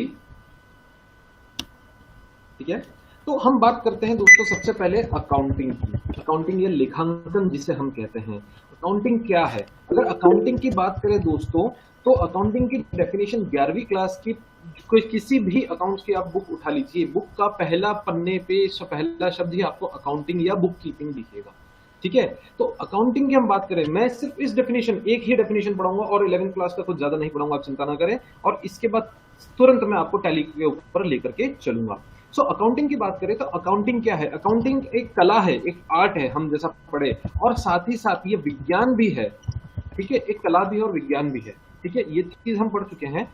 क्या चीज करने का, कुछ चीजें करने को, कुछ स्टेप्स होती है अकाउंटिंग की, ठीक है दोस्तों। इसके अंदर सबसे पहला अगर आप लोगों ने पढ़ा हो या किसी को ध्यान हो तो रिकॉर्डिंग, जिसे हम कहते हैं अभिलेखन, जिसे हम कहते हैं अभिलेखन, रिकॉर्डिंग करते हैं हम, ठीक है। क्योंकि हम हर एक ट्रांजेक्शन जो भी हम ट्रांजेक्शन कर रहे हैं बिजनेस में, हर ट्रांजेक्शन जो है उसको याद नहीं रख सकते, और याद रखने के साल के आखिर में हम हमारे बही खाते नहीं बना सकते। इसलिए हम क्या करते हैं, हम सबसे पहला काम जो करते हैं वो अभिलेखन का करते हैं, रिकॉर्डिंग का करते हैं, ठीक है। तो रिकॉर्डिंग दोस्तों कहाँ होती है? आप लोगों ने नाम सुना होगा, आप लोगों की favourite journal entry, journal book के अंदर, जर्नल बुक्स के अंदर जो है, जर्नल बुक के अंदर हम हमारा क्या करते हैं, रिकॉर्डिंग करते हैं, अभिलेखन करते हैं। यहाँ पे हम क्या करते हैं, क्रोनोलॉजिकल ऑर्डर या फिर तारीख, ठीक है, हम तारीख के अनुसार जैसे जैसे ट्रांजैक्शन हम करते जाते हैं, हम उसी तरीके से इनको रिकॉर्ड करते हुए चलते हैं, ठीक है, ताकि हम कोई ट्रांजैक्शन भूल ना जाए। रिकॉर्डिंग किया जाता है, ठीक है। अब दोस्तों इसके अंदर थोड़ा सा मैं और आप लोगों को फोकस करवाना चाहूंगा। रिकॉर्डिंग की अगर मैं बात किया करूं दोस्तों, तो रिकॉर्डिंग कहाँ कहाँ की जाती है?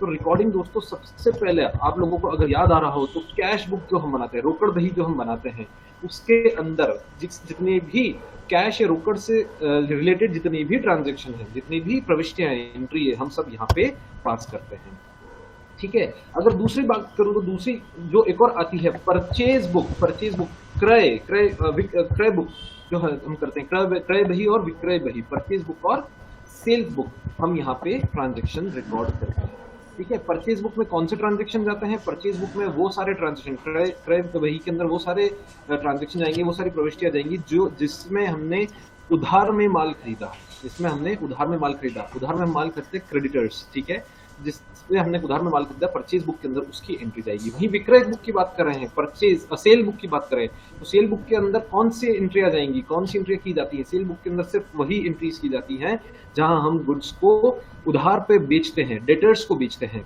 ठीक है।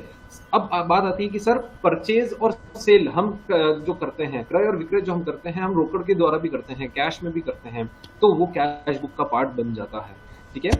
अगला जो आता है दोस्तों, अगला जो आता है अपना इसी का साथी, मिलता जुलता साथी, परचेज रिटर्न बुक, क्रय वापसी और विक्रय वापसी, ठीक है।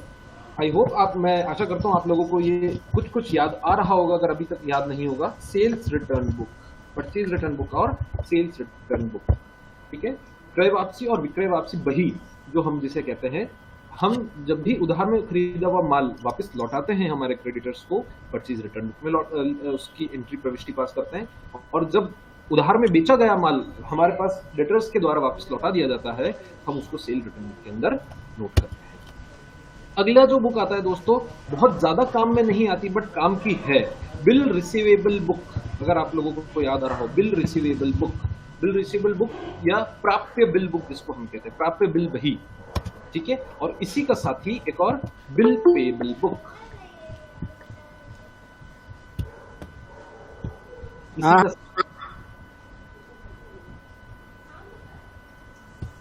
इसी का साथी जो होगा बिल पेबल बुक, ठीक है। बिल पेबल बुक क्या है अपना? दे बिल बही जो है। तो दोस्तों ये अपने पास हो गई 2, 3, 4, 5, 6, 7 तरह की बुक हो गई, और इन 7 के अलावा एक बहुत ही खास, बहुत जरूरी एक और बही हम बनाते हैं जिसका नाम हमने दिया है प्यार से जर्नल प्रॉपर, ठीक है। तो जर्नल प्रॉपर के अंदर क्या चीजें जाएंगी हमारे? जर्नल प्रॉपर के अंदर क्या चीजें रहने वाली। तो दोस्तों ऊपर लिखी गई ये जो 7 चीजें हैं, इन 7 बुक के अंदर जो एंट्री नहीं जा सकती वो सारी एंट्री हम कहाँ डालते हैं, वो सारी प्रविष्टियां हम कहाँ करते हैं, जर्नल प्रॉपर के अंदर। तो जर्नल प्रॉपर क्या चीज है अगर कहा जाए तो जर्नल प्रॉपर एक बचा कुचा जितना भी सब कुछ होगा, जैसे हम जिसको खुचरन कहते हैं ना, वो सारा हम यहाँ आ जाएगा जर्नल प्रॉपर बुक के अंदर, बही के अंदर आ जाएगा। जैसे कि अगर आप लोगों को बताऊं दोस्तों, एग्जांपल दूं, तो जो हम मूल्यह्रास लगाते हैं, डेप्रिसिएशन जो लगाते हैं, डेप्रिसिएशन की एंट्री जो हम है हम जर्नल प्रॉपर बुक के अंदर करते हैं, डेप्रिसिएशन जो करते हैं, एप्रिशिएट जो करते हैं, ठीक है। ऐसे और भी ट्रांजेक्शन जो भी हम ट्रांजेक्शन्स करते हैं वो सारे जो ऊपर किसी 7 बहियों में नहीं आता है वो सारी की सारी जर्नल प्रॉपर के अंदर जाती है। एक डेप्रिसिएशन का बहुत छोटा सा एग्जांपल, दूसरा हम किसी को डिस्काउंट ले दे रहे हैं तो वो तो हम वैसे cash book, single column, multiple column, triple column cash book जो है वो बनाते हैं। सिंगल कॉलम कैश बुक के अंदर हम सिर्फ कैश या रोकड़ का कॉलम बनाते हैं। डबल कॉलम के अंदर कैश के साथ साथ हम बैंक या कैश के साथ साथ हम डिस्काउंट बनाते हैं। और ट्रिपल कॉलम कैश बुक में, ट्रिपल कॉलम कैश बुक के अंदर हम जो है पेटी कैश, ये जो बिल्कुल हम जो छोटे छोटे अमाउंट जो खर्चा करते हैं पेटी कैश, जैसे कुछ नाश्ते का खर्चा हो गया, स्टेशनरी का खर्चा हो गया, छोटा छोटा जो खर्चा होता है डेली का, रूटीन का जो खर्चा होता है, वो हम सब ट्रिपल कॉलम कैश बुक के अंदर लिखते हैं, ठीक है। तो single column, double column, triple column cash book भी होती है। और इसके अलावा एक पेटी कैश बुक और अलग से बनाई जा सकती है, पेटी cash book. Triple column cash book के अंदर हम बहुत सी बार कैश के साथ बैंक, बैंक के साथ डिस्काउंट, ये 3 कॉलम हम अधिकतर लिख कर चलते हैं। और पेटी कैश बुक के अंदर जो आता है हमारा जो छोटे छोटे खर्चे होते हैं वो पेटी कैश बुक के अंदर नोट करते हैं, ठीक है। तो डेप्रिसिएशन जैसे एक एंट्री हो गई, और इसके अंदर गुडविल से रिलेटेड अगर आप कुछ एंट्री पास करना चाहते हैं वो एंट्री हो गई, ठीक है। तो ये सारी एंट्री जो भी हम अमाउंट ड्यू करते हैं, अमाउंट ड्यू करना, हमको कुछ अमाउंट ड्यू करना है किसी को, जैसे मान लीजिए कि हमको किसी को सैलरी जो है दे निकल रही है, हमको उसकी प्रविष्टि डालनी है, तो वो सारी एंट्रीज कहाँ होती है, जर्नल प्रॉपर के अंदर की जाती है। तो ये तो आपकी पहली स्टेज हुई, पहली स्टेप हुई अभिलेखन, जिसको हम कहते हैं रिकॉर्डिंग। अब हमने क्या किया दोस्तों, समझिएगा इसका फ्लो, अगर आप समझेंगे, उसका तरीका समझेंगे तो आपको टैली समझने में बहुत आसानी होगी, इस बात की मैं आपको गारंटी देता हूँ। तो समझिए, सबसे पहले हम क्या करते हैं, हमने कोई भी ट्रांजेक्शन किया, हमने कोई भी बिजनेस से रिलेटेड व्यवसायिक ट्रांजेक्शन किया, ठीक है, व्यवसायिक, हमने बिजनेस से रिलेटेड कोई ट्रांजेक्शन किया, बहुत जरूरी है। हमारे जो पर्सनल ट्रांजेक्शन होते हैं, निजी जो होते हैं ट्रांजेक्शन, वो कभी भी बुक्स ऑफ अकाउंट्स में रिकॉर्ड नहीं किए जाते, ठीक है। पर्सनल ट्रांजेक्शन कभी भी बुक्स ऑफ अकाउंट्स में रिकॉर्ड नहीं की जाते। बिजनेस से रिलेटेड ट्रांजेक्शंस, और वो भी ऐसे ट्रांजेक्शन, बिजनेस से रिलेटेड वो भी ऐसे ट्रांजेक्शन जिनकी तुलना की जा सके पैसों में, रुपयों में जिनकी तुलना की जा सके, या जिनको हम मॉनेटरी टर्म्स में कहते हैं। मॉनेटरी टर्म्स में लिखना मतलब जिनको हम रुपए के तरीके से लिख सके, जिसको हम रुपए से तोल सके, ऐसी चीजें हम यहाँ पर बुक्स ऑफ अकाउंट्स जो उन्हीं की हम अकाउंटिंग करते हैं।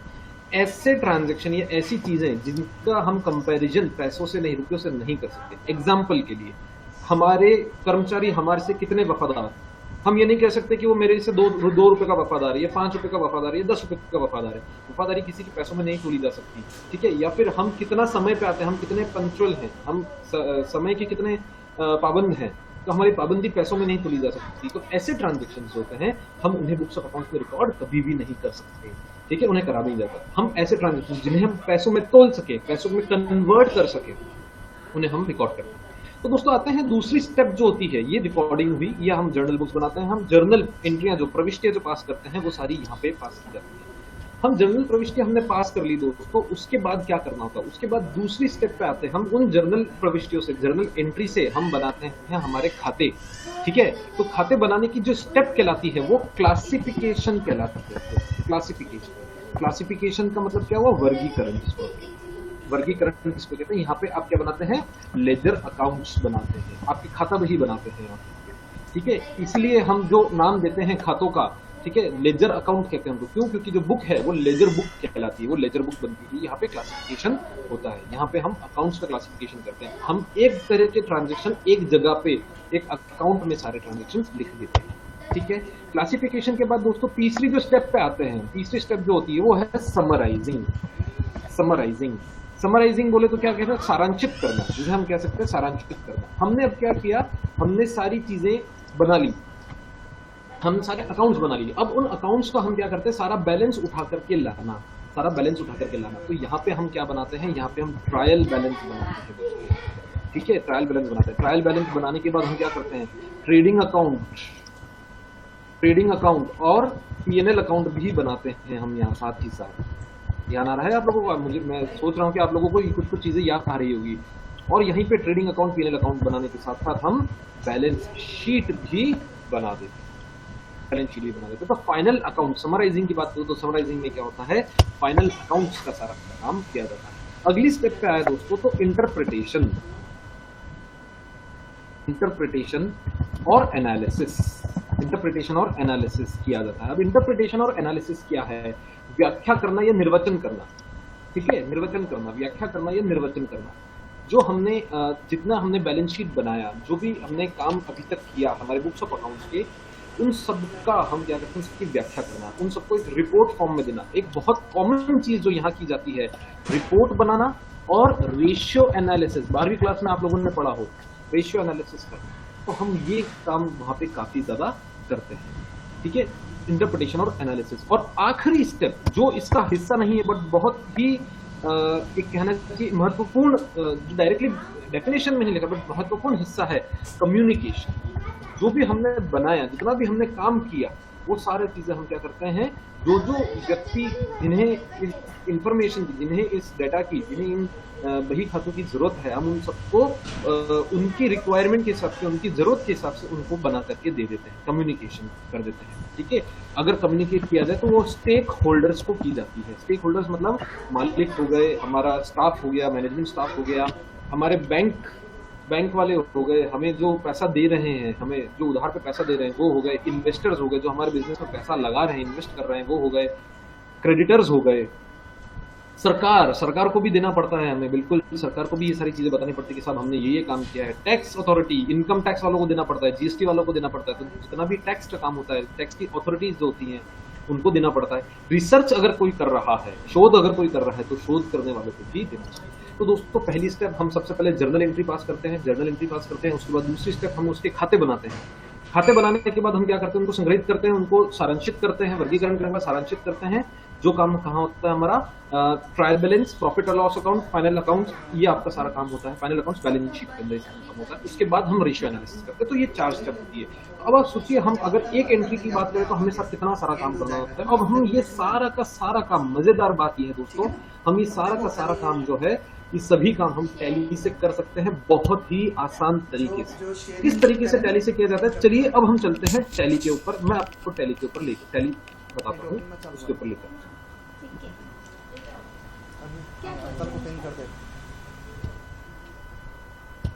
ये शेयरिंग करेंगे ना, तो जैसा कि आप, मैं आशा करता हूँ आप देख पा रहे होंगे अब मेरी स्क्रीन दिख रही है मेरी। हाँ, ये पिन कर रखा बस, ठीक है। तो जहां भी आपको कुछ समझ ना आए दोस्तों, आप अपना माइक म्यूट से हटा करके आप पूछ सकते हैं, कोई दिक्कत की बात नहीं है। बिल्कुल आप आराम से पूछिए। अगर आपका कुछ भी डाउट है, आपको कुछ भी संशय है, कुछ समझ नहीं आया है, आप जरूर पूछिए मुझसे, कोई दिक्कत की बात नहीं है, परेशानी की बात नहीं है। आखिर तक इंतजार करने की जरूरत नहीं है, आप बीच में माइक अनम्यूट करके पूछ सकते हैं, ठीक है।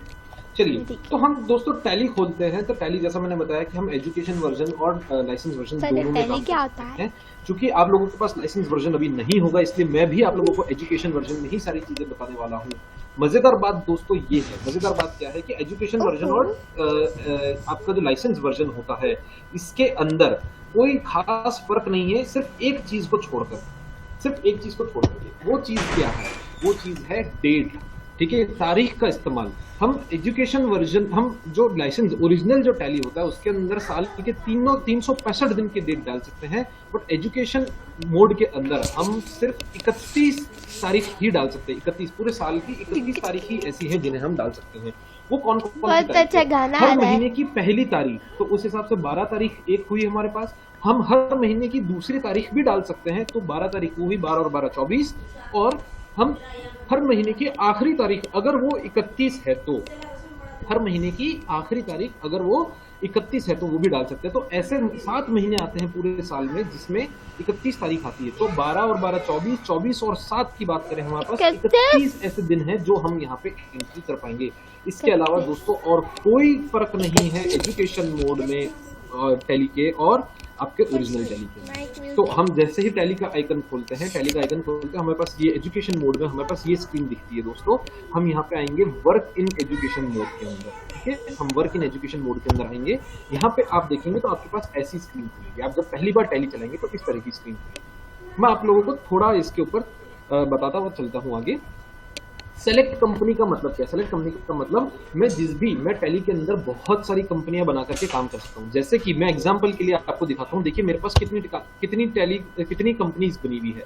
कंपनीज बनी होने का मतलब देखिए मैं इन सब का यहाँ पे अकाउंट्स कर सकता हूँ, कितनी सारी है, ठीक है। अगर मुझे इनमें से कोई सेलेक्ट करना हो तो मैं क्या करूंगा, सेलेक्ट कंपनी पे क्लिक करके कोई भी कंपनी खोल लूंगा, ठीक है। इनमें से कोई भी लेनी हो मैं कोई भी कंपनी खोल लूंगा, ठीक है। अब दूसरे आते जो आपके काम की चीजें हैं मैं वही बताऊंगा आपको। क्रिएट कंपनी, हम जब आएंगे, अब जब पहली बार आप टैली चला रहे हैं तो आपके पास कंपनी बनाई नहीं होगी, आपको कंपनी बनानी पड़ेगी, ठीक है। तो आइए दोस्तों हम सबसे पहले कंपनी बनाते हैं। हम उसी के अंदर जिस भी व्यवसाय का हम लेखांकन करना चाहते हैं, अकाउंटिंग करना चाहते हैं, हम उसका यहाँ पे कंपनी क्रिएट करते हैं, बनाते हैं। तो कंपनी क्रिएशन में आए तो देखिए दोस्तों यहाँ पे इस तरह की स्क्रीन हमारे पास खुलती है। हमें यहाँ पर क्या करना होता है, यहाँ पे हमें डिटेल्स भरनी होती है, हम कंपनी बनाते हैं। तो आइए दोस्तों मैं एक कंपनी बनाता हूं आप लोगों के लिए, फ्रेंड्स एंड कंपनी। एक कंपनी का नाम बनाया मैंने, फ्रेंड्स एंड कंपनी। हम इसका काम, ठीक है, फ्रेंड्स एंड कंपनी बनाया। इसका हम एड्रेस डाल सकते हैं। एग्जांपल के लिए मान लीजिए आप लोग मांडफिया से हैं तो मांडफिया ही मैं डाल देता हूं एड्रेस, मांडफिया चित्तौड़गढ़, ठीक है, चित्तौड़गढ़। और इंडिया तो है ही, राजस्थान, जो भी पिन कोड हो आप यहाँ पे पिन कोड डाल सकते हैं। यहाँ पे फोन नंबर, मोबाइल नंबर, कुछ भी आप जो भी व्यक्ति कंसर्न है, जिसका जो मालिक है उसका मोबाइल नंबर, उसका फैक्स नंबर अगर है तो ईमेल, अगर कुछ है तो ईमेल भी डाल सकते हैं आप, ठीक है। जैसे कि मैंने कुछ भी एक इमेजिनरी डाल दिया, इमेजिनरी मतलब काल्पनिक डाल दिया, ठीक है। ये हम किस साल से अकाउंट करना चाहते हैं, हम उस साल की शुरुआती तारीख डालते हैं। तो मैं मान रहा हूं कि मैं 1 अप्रैल 2021 से इसके खाता भी बनाना चाहता हूं, तो मैंने 1 अप्रैल 2021 डाल दी। फाइनेंशियल ईयर बिगिनिंग फ्रॉम, हमारा जो फाइनेंशियल वित्तीय वर्ष है वो कब से शुरू हो रहा है, 1 अप्रैल 2021 से हम शुरू कर रहे हैं, ठीक है। ये जो होता है सिक्योरिटी कंट्रोल, ये होता है टैली पे पासवर्ड, टैली पे लॉक लगाने का। तो दोस्तों टैली पे लॉक लगाने के लिए मैं कभी भी किसी भी स्टूडेंट्स को नहीं कहता कि टैली पे लॉक लगाइए, क्योंकि होता क्या है हम बहुत सी बार भूल जाते हैं। अगर आप टैली पे लॉक लगा करके भूल गए पासवर्ड क्या था, ये पासवर्ड गलत डाल रहे हैं, फिर आप कभी वो कंपनी को नहीं खोल पाएंगे, आपको सारा काम वापस करना होता है। इसलिए हम यहाँ पे टैली पे कुछ काम नहीं करेंगे, इन सब चीजों को ऐसा का ऐसा रहने देंगे हम और आगे बढ़ेंगे। तो देखिए अब टैली क्या करेगा, फ्रेंड्स एंड कंपनी नाम की, देखिए यहाँ पे देखिए, अगर आप देख सकते हैं लेफ्ट हैंड साइड में जहां मेरा कर्सर है स्क्रीन के ऊपर, तो फ्रेंड्स एंड कंपनी नाम की कंपनी खुल गई और इसके अंदर हमने अभी कोई एंट्री नहीं की है, इसलिए क्या लिखा हुआ है, नो वाउचर्स एंटर्ड, ठीक है। जब भी हम कंपनी खोलते हैं दोस्तों तो हमारे पास ये स्क्रीन दिखती है। बहुत सारे, टैली एक ऐसा सॉफ्टवेयर है दोस्तों जिसके अंदर लगभग 6000 से ज्यादा फंक्शन होते हैं, 5 या 6000 से ज्यादा फंक्शन होते हैं। तो 100% फंक्शन सीखना किसी के लिए पॉसिबल नहीं है। 6 से 7000 फंक्शन हो सकते हैं इसके अंदर, अलग अलग कॉम्बिनेशन बनाने पर, ठीक है। तो हम क्या करेंगे, हम आपको सिखाने के उद्देश्य से बहुत इजी वाला हम आपको बता देते हैं, ठीक है। मैं आपको इस चीज के ऊपर वापस लेकर के आऊंगा, फिर आपको बताऊंगा क्या चीजें। इससे पहले हम कुछ अच्छी चीजें सीख लेते हैं, कुछ इंपॉर्टेंट चीजें सीख लेते हैं। हम जिस भी साल का काम करना चाहते हैं, हमें दोस्तों क्या करना होता है, हमें ये देखिए राइट हैंड साइड में दाहिनी तरफ एक ग्रीन पट्टी दिख रही होगी आपको। ये ग्रीन पट्टी बड़े काम की, ये ग्रीन पट्टी पे हर स्क्रीन पे कुछ ना कुछ चेंज होता रहता है। देखिए अब कुछ ना कुछ चेंज होता रहेगा, कहीं ना कहीं कुछ ना कुछ चेंजेस आते रहेंगे, ठीक है। ये ग्रीन पट्टी बड़े काम की है और ग्रीन पट्टी से हमें बहुत सारी चीजें पता पड़ जाती है। हम जब भी किसी कंपनी के अंदर काम करते हैं दोस्तों, तो हमें उसका वित्तीय वर्ष डालना बहुत जरूरी है, फाइनेंशियल ईयर डालना बहुत जरूरी है। तो फाइनेंशियल ईयर डालने के लिए हमारे पास यहाँ पे क्या है, पीरियड देखो, ठीक है, F2, ऑल्ट F2। देखिए अगर किसी भी शब्द के नीचे, किसी भी लेटर के नीचे एक सिंगल लाइन है, उसका मतलब है आप ऑल्ट के साथ उसको यूज करें। और किसी भी शब्द के नीचे अगर डबल लाइन यूज है, यहाँ ऊपर देखिए अगर डबल लाइन यूज है, इसका मतलब आप कंट्रोल के साथ उसको यूज करें, ठीक है। सिंगल लाइन है तो ऑल्ट के साथ यूज करें, शॉर्टकट है कीबोर्ड से। देखिए टैली चलाने के लिए हमें माउस की आवश्यकता नहीं पड़ती, सबसे खास बात ये, माउस की आवश्यकता बिल्कुल नहीं पड़ती। तो इसलिए हमारे पास शॉर्टकट भी दिए हुए हैं। जैसे अब अगर आप डेट डालना चाहते हैं तो F2 दबा दीजिए, डेट आ जाएगी। अगर आप पीरियड डालना चाहते हैं तो ऑल्ट F2 दबा दीजिए, आपके पास पीरियड आ जाएगा, ठीक है। हमने ऑल्ट F2 दबाया तो हमें जो साल की एंट्री करना चाहते हैं, हमें ये साल डालना बहुत आवश्यक है। हम यहाँ पे एक से ज्यादा वित्तीय वर्ष का लेखांकन भी कर सकते हैं, बट हमें जिस साल की एंट्री डालनी होगी हमें यहाँ आकर के उस साल वो पीरियड यहाँ पे चेंज करना पड़ेगा। मान लीजिए मैं इससे पिछले वाले वर्ष की अगर एंट्री करना चाहता हूँ तो मैं यहाँ पे साल 2020-21 भी कर सकता हूँ, साल 2022-23 भी कर सकता हूँ, ये हम कर सकते हैं इसके अंदर, बट हमें यहाँ पर आकर के करना होगा। साल 21-22 पे हम काम करेंगे दोस्तों। ये कहलाता है गेटवे ऑफ टैली, ये होम स्क्रीन जिसको हम कहते हैं। ये हम जैसे ही टैली खोलते हैं, हर टैली जो भी कंपनी खोलेंगे उसके अंदर ये स्क्रीन खुलेगी ही खुलेगी। आपकी गेटवे ऑफ टैली तो 100% कन्फर्म खुलेगा ही खुलेगा, ठीक है। तो गेटवे ऑफ टैली पे आते हैं दोस्तों। अब इसके अंदर हमें क्या करना होता है, हमें जर्नल एंट्री जो प्रविष्टियां जो पास करनी होती है उसके लिए हम क्या करते हैं, अकाउंटिंग वाउचर में आए। तो देखिए अकाउंटिंग वाउचर में आते हैं हम दोस्तों, तो हमारे पास सबसे पहले क्या आता है, F4 जो है कॉन्ट्रा एंट्री। आप लोगों ने सुना होगा नाम 11th क्लास में। तो कॉन्ट्रा एंट्री किसको कहते हैं, हम कॉन्ट्रा एंट्री किसे कहते हैं? कॉन्ट्रा एंट्री वो एंट्री है जहां पे बैंक और कैश दोनों एक साथ एक ही एंट्री के अंदर आते हैं। तो वो एंट्री जब हमें करनी होती है, ऐसी एंट्री जहाँ पे बैंक भी आएगा और कैश भी आएगा, उस एंट्री को हम कॉन्ट्रा वाउचर के अंदर डालते हैं। इसकी शॉर्टकट की क्या होती है, F4, ठीक है। जैसे हमने देखा था अभिलेखन में, रिकॉर्डिंग में हम अलग अलग जो ट्रांजेक्शन होते हैं हम उन सबको अलग अलग बही के अंदर डालते हैं, वैसे ही यहाँ पे अलग अलग ट्रांजेक्शन्स को हम उनके नेचर के हिसाब से, हम उनके प्रारूप के हिसाब से हम अलग अलग ट्रांजेक्शन्स डालेंगे अलग अलग जगह पे।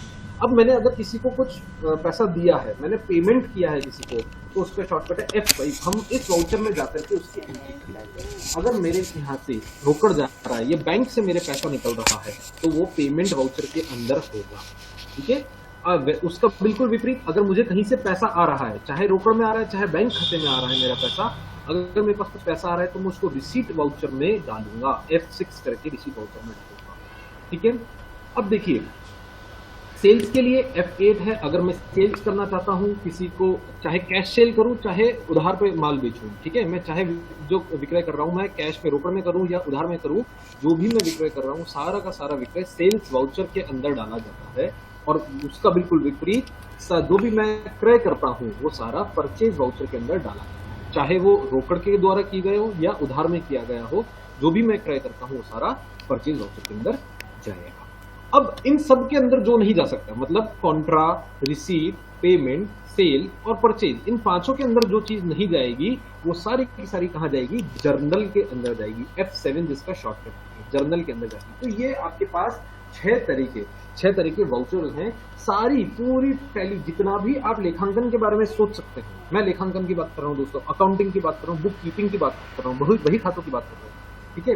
मतलब जर्नल प्रविष्टि पास करने से लेकर के हमारा बैलेंस शीट बनाने तक जितना भी काम है, बैलेंस शीट के बाद रेशियो एनालिसिस तक का जितना भी काम है, हम सारा सिर्फ इन 6 वाउचर में प्रविष्टियां पास करके कर सकते हैं, ठीक है। तो ये बहुत जरूरी है कि हम सही एंट्री को सही जगह डालें, बाकी सारा काम टैली करता है, ठीक है। चलिए आप लोगों को सिखाने के लिए मैं कुछ छोटे छोटे ट्रांजेक्शन्स की कुछ एंट्री पास करके आपको बताता हूं और उसका इम्पैक्ट बताता हूं वो किस तरीके से आगे बढ़ती है और टैली कैसे अपने आप सारा काम करता चला जाता है।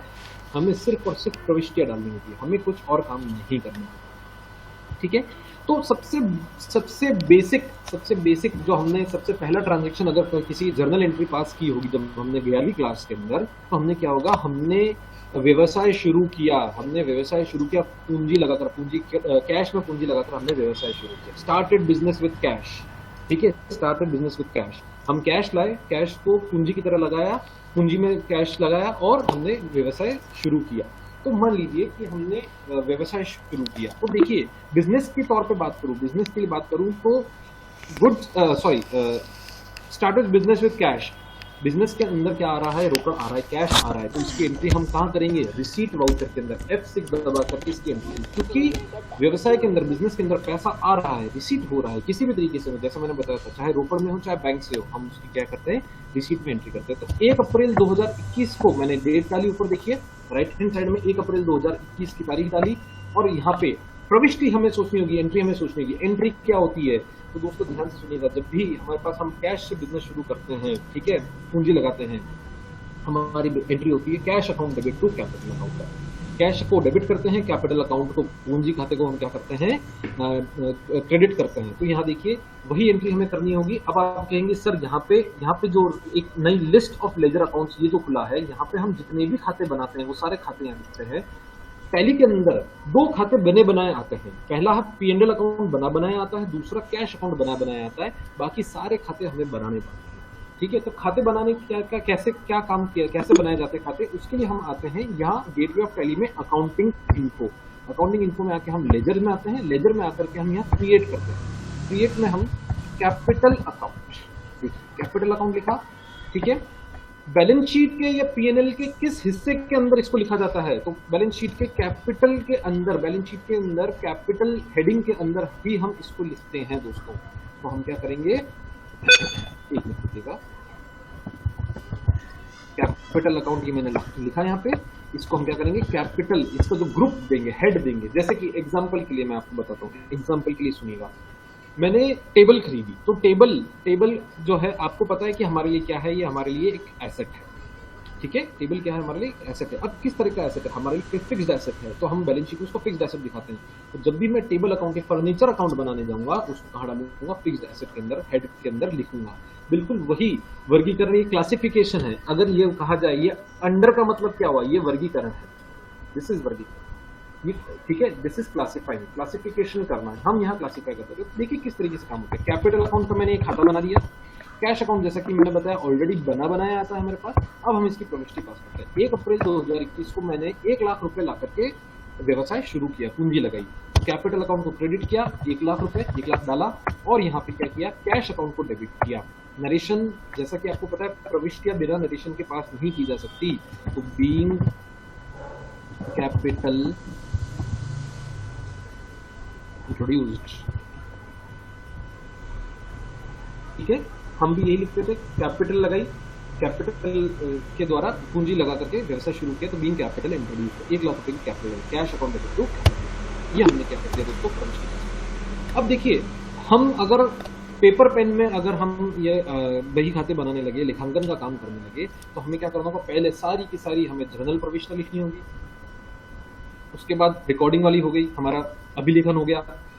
उसके बाद क्या करना होगा, हमें खाते बनाने पड़ेंगे, ठीक है, खाते जो खाता बही बनानी पड़ेगी, खाता बही जो वर्गीकरण होता है, खाता बही बनानी पड़ेगी। उसके बाद हम जाकर के क्या कर पाएंगे, उसके बाद हम उसको सारांशित कर पाएंगे। सारांशित में हम ट्रायल बैलेंस तलपट बना पाएंगे, प्रॉफिट एंड लॉस अकाउंट बना पाएंगे, ठीक है, और उसके बाद हमारा बैलेंस शीट बना पाएंगे। तो इतना सारा काम करने के बाद हम आते हैं। बट अगर मैं आप लोगों को बताऊं तो टैली के अंदर क्या खासियत, हमने सिर्फ जर्नल प्रविष्टि पास करी दोस्तों। अब हम इसका खाता बन गया, इसका खाता ऑलरेडी बन गया, खाते के अंदर प्रविष्टि भी चली गई। देखना चाहते हैं हम अगर खाता, तो डिस्प्ले में जाकर के अकाउंट बुक में जाकर, बुक्स अकाउंट बुक है, लेजर में जाकर के देखिए, लेजर बन गया। अब आप यहाँ खाता देख सकते हैं। आप कैपिटल अकाउंट का खाता देखना चाहते हैं तो ये देखिए, कैपिटल अकाउंट के अंदर जितनी भी प्रविष्टियां होंगी वो सारी यहाँ पे डेबिट और क्रेडिट के तौर पे दिखना शुरू हो जाएगी तारीख के अनुसार, ठीक है।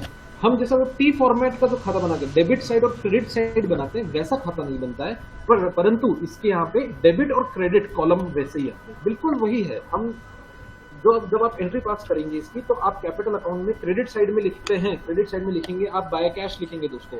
तो बाय कैश, तो देखिए क्रेडिट साइड में 1 लाख रुपए कैश के नाम पे ही आ रहे हैं, वही फॉर्मेट, सिर्फ थोड़ा सा टी फॉर्मेट की जगह, बीच में लाइन खींचने की जगह उन्होंने क्या किया, 2 कॉलम दे दिए, डेबिट और क्रेडिट के। वहीं अगर हम कैश अकाउंट की बात करें, ये देखिए कैश अकाउंट, कैश अकाउंट में हम क्या लिखते हैं, टू कैपिटल लिखते हैं डेबिट साइड में। तो देखिए कैश अकाउंट डेबिट साइड में 1 लाख रुपए कैपिटल के नाम पे लिखा हुआ। तो कितनी शानदार चीज हुई, हमने सिर्फ प्रविष्टि डाली, उससे हमारा खाता तो बन गया, हमारा अकाउंट ऑलरेडी क्रिएट हो गया। अब अगला काम हमें क्या करना होगा, अगला काम जो हमें करना है वो क्या है, हम अगली स्टेप जो होती है, वर्गीकरण हो गया, हमारा वर्गीकरण हो गया, हमने क्लासिफिकेशन कर लिया। सारांशित की बात करें तो सर क्या इसका भी ट्रायल बैलेंस बन गया क्या? हाँ जी, मजेदार बात यही है। क्या बात है सर, ट्रायल बैलेंस बन गया सर, दिखा तो जरा बन गया तो। ये लो जी डिस्प्ले में आके देखिए, पहली चीज आ रही है ट्रायल बैलेंस। जैसे ही मैंने ट्रायल बैलेंस खोला तो ट्रायल बैलेंस में जितनी एंट्री है दोस्तों दिखना शुरू हो गई। सर हमने तो पढ़ा था सारे खाते बन जाते हैं उसके बाद ट्रायल बैलेंस बनता है। अजी टैली को कैसे पता कि आपने सारी एंट्री डाली नहीं डाली? इसलिए टैली तो हर ट्रांजेक्शन के साथ, हर प्रविष्टि के साथ तलपट भी बनाता चलेगा, प्रॉफिट लॉस अकाउंट भी बनाएगा, बैलेंस शीट भी बनाएगा, हर ट्रांजेक्शन के साथ। ठीक है, तो देखिए तलपट बन गया आपका, ट्रायल बैलेंस बन गया। सर इसका मतलब फिर ट्रायल बैलेंस बन गया तो पीएनएल तो आसानी से बन जाता है। हाँ जी, पीएनएल बन जाता है। तो देखिए अगर आप पीएनएल में देखें तो सब कुछ दिख नहीं रहा है। क्यों नहीं दिख रहा है? पीएनएल की हमने अभी तक कोई एंट्री डाली नहीं, प्रॉफिट एंड लॉस अकाउंट की हमने अभी तक कोई एंट्री ही नहीं डाली। अभी आपको बताते हैं प्रॉफिट एंड लॉस अकाउंट की एंट्री भी बताते हैं। पर सर बैलेंस शीट में तो दिख रहना चाहिए। ये लीजिए बैलेंस शीट में बिल्कुल बकायदा बैलेंस शीट में आपको दिख रहा है। ये आपका बैलेंस शीट भी चिट्ठा भी मिल गया। ठीक है, आइए अगले ट्रांजेक्शन पे चलते हैं, आपको अगली एंट्री डालना सिखाते हैं। ठीक है, हमने खरीदी की, हमने कैश रोकड़ में खरीदी की, तो वो कहाँ डालेंगे हम दोस्तों? परचेज किया, हमने खरीदी की तो परचेज वाउचर में आएंगे। परचेज वाउचर में आकर के हम यहाँ एंट्री डालेंगे। मान लीजिए 2 अप्रैल को हमने खरीदी, सामने वाले का बिल नंबर क्या था? सामने वाले का बिल नंबर था 01, 2 अप्रैल का। एंट्री क्या होगी दोस्तों? एंट्री क्या होगी? हमने माल खरीदा है रोकड़ दे करके, purchase account debit to cash account, purchase account debit to cash account. तो क्रेडिट में क्या करेंगे? क्रेडिट में करते हैं कैश। देखिए टैली बहुत समझदार है। टैली कैसे समझदार है? टैली आपको बता देगा जो खाते यहाँ आ सकते होंगे, टैली आपको बता देगा यहाँ खा सकते हैं। तो हमने आपको बताया कैश अकाउंट हमने बना रखा है दोस्तों, पर हमने अभी तक परचेज अकाउंट नहीं बनाया। तो आइए परचेज अकाउंट बनाते हैं। अकाउंट इन्फो में जाएंगे, लेजर में जाकर के क्रिएट करेंगे परचेज अकाउंट, परचेज अकाउंट। ठीक है, अंडर द हेड परचेजेज। अब देखिए ये जो जाता है परचेज अकाउंट बनाया, ये कहाँ जाएगा? ये प्रॉफिट एंड लॉस अकाउंट के अंदर, ट्रेडिंग अकाउंट के अंदर जाएगा। ठीक है, जो ट्रेडिंग अकाउंट बनाते हैं हम, ट्रेडिंग अकाउंट के अंदर जाएगा। ट्रेडिंग अकाउंट के अंदर भी कौन सा? ट्रेडिंग अकाउंट के अंदर परचेज के हेड में जाएगा। ठीक है ना दोस्तों? तो हमने क्या ली इसकी हेडिंग? हमने इसकी हेडिंग ली परचेज अकाउंट। जैसे हमने यहाँ परचेज अकाउंट किया, हम इसको खाता बना देंगे। अब देखिए, अब मैं उस प्रविष्टि पे आता हूँ परचेज के लिए। ठीक है, 2 अप्रैल को मैं माल खरीदने जा रहा हूँ। ठीक है, तो देखिए टैली कह रहा है कि साहब आपने जो खाते बना रखे हैं उनमें से कैश आप यहाँ डाल सकते हो। ठीक है, हमें डालना भी कैश है। हमने कैश दबाया, कैश दबा के ये चीजें हमें नहीं डालनी थी। मान लीजिए मैंने 30,500 रुपए का माल खरीदा। ठीक है, देखिए टैली कितना समझदार है, उसको पता है कि मैं परचेज वाउचर में एंट्री डालने जा रहा हूँ, तो डेबिट तो परचेज होना ही होना है 100%। तो टैली ने हमें आगे रह करके बता दिया कि आप परचेज को डेबिट कर सकते हैं। तो दोस्तों जैसा कि मैं आप लोगों को पहले कह रहा था कि ये 6 तरह के वाउचर अगर आपने ये सही पकड़े तो आधे से ज्यादा काम तो टैली आपको बता देगा क्या करना है। हमें सही वाउचर, उचित समय पे सही वाउचर पकड़ना बहुत जरूरी। तो 30,500 बीइंग गुड्स परचेज। सर बोला हाँ जी बोलिए। तो आपने पहले बोला था कि पीएनएल में कोई एंट्री नहीं गई, हमने अभी तक नहीं की, इसलिए पीएनएल नहीं दिख रहा था। अब तो एंट्री गई, दिखना चाहिए। मिला बिल्कुल दिखना चाहिए। ये लो जी, पीएनएल के अंदर परचेज दिखना शुरू हो गया। ये देखिए, ये ऊपर वाला जो पोर्शन है ट्रेडिंग अकाउंट, नीचे वाला पोर्शन जो है वो आपका प्रॉफिट एंड लॉस। ठीक है, इसका बैलेंस शीट पे कोई फर्क नहीं पड़ता, तो बैलेंस शीट के अंदर ये नहीं आया बैलेंस शीट के अंदर। पर प्रॉफिट एंड लॉस अकाउंट जो हम साल के आखिर में डालते हैं, ट्रांसफर करते हैं कैपिटल अकाउंट के अंदर दोस्तों, वो यहाँ रिफ्लेक्ट होना शुरू होते हैं। ये देखिए। ठीक है, आगे बढ़ते हैं।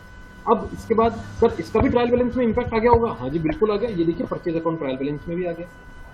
तो हमें सिर्फ प्रविष्टियां डालनी है, बाकी का सारा काम जैसे कि सर वर्गीकरण हो गया, सारांशित करना हो गया, फिर आपका व्याख्या या निर्वचन करना हो गया। सर व्याख्या या निर्वचन भी बोला आपने? हाँ व्याख्या निर्वचन। तो रेशियो एनालिसिस भी कर देगा क्या? हाँ बिल्कुल, टैली रेशियो एनालिसिस भी कर देगा। देखिए गेटवे ऑफ टैली पे रेशियो एनालिसिस का हमारे पास एक ऑप्शन है, इसको दबाता हूं मैं।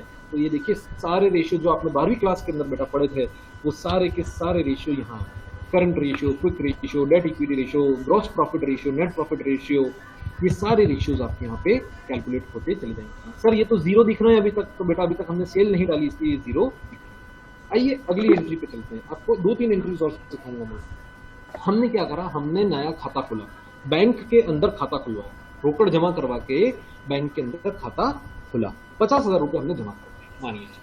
ठीक है, तो अब बैंक में खाता खुलवाने गए हमने, और क्या किया, पैसा दिया। तो ऐसी जो एंट्री हम कैश बुक में करते थे दोस्तों, इसको हम इसके आगे हम सी लिखा करते थे, कॉन्ट्रा एंट्री जिसको कहते हैं, कॉन्ट्रा एंट्री किया करते हैं। ठीक है, ऐसी एंट्री जिसके अंदर कैश और बैंक दोनों चीजें आती हैं वो कॉन्ट्रा एंट्री कहलाती है। तो कॉन्ट्रा एंट्री की अगर बात करें एक मिनट समझ लीजिए बस।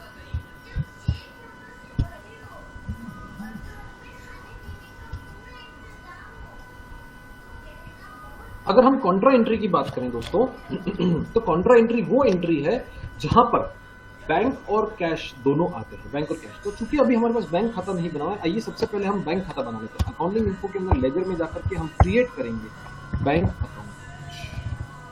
ठीक है, जो भी बैंक में आप अपना खाता खुलवा रहे हैं, बैंक अकाउंट, और क्योंकि ये बैंक अकाउंट में जाएगा तो देखिए बैंक 3 तरह के, आपके पास ओवरड्राफ्ट फैसिलिटी भी है, आप जो ओवरड्राफ्ट ओडी जिसको हम कहते हैं, ओडी अकाउंट, ठीक है, ओडी ओसीसी, अगर आपने कोई लोन ले रखा है ओसीसी में जा सकता है, नहीं तो हम बैंक अकाउंट सेविंग खाता है तो बैंक अकाउंट में डाल सकते हैं। मैं यहाँ बैंक अकाउंट में डाल देता हूँ। यहाँ आप बैंक की सारी डिटेल्स डाल सकते हैं, आपका खाता नंबर क्या था, मान लीजिए आपका IFSC कोड क्या था, वो सारी ब्रांच कौन सी थी, वो सारी डिटेल आप यहाँ पे डाल के आगे बढ़ सकते हैं।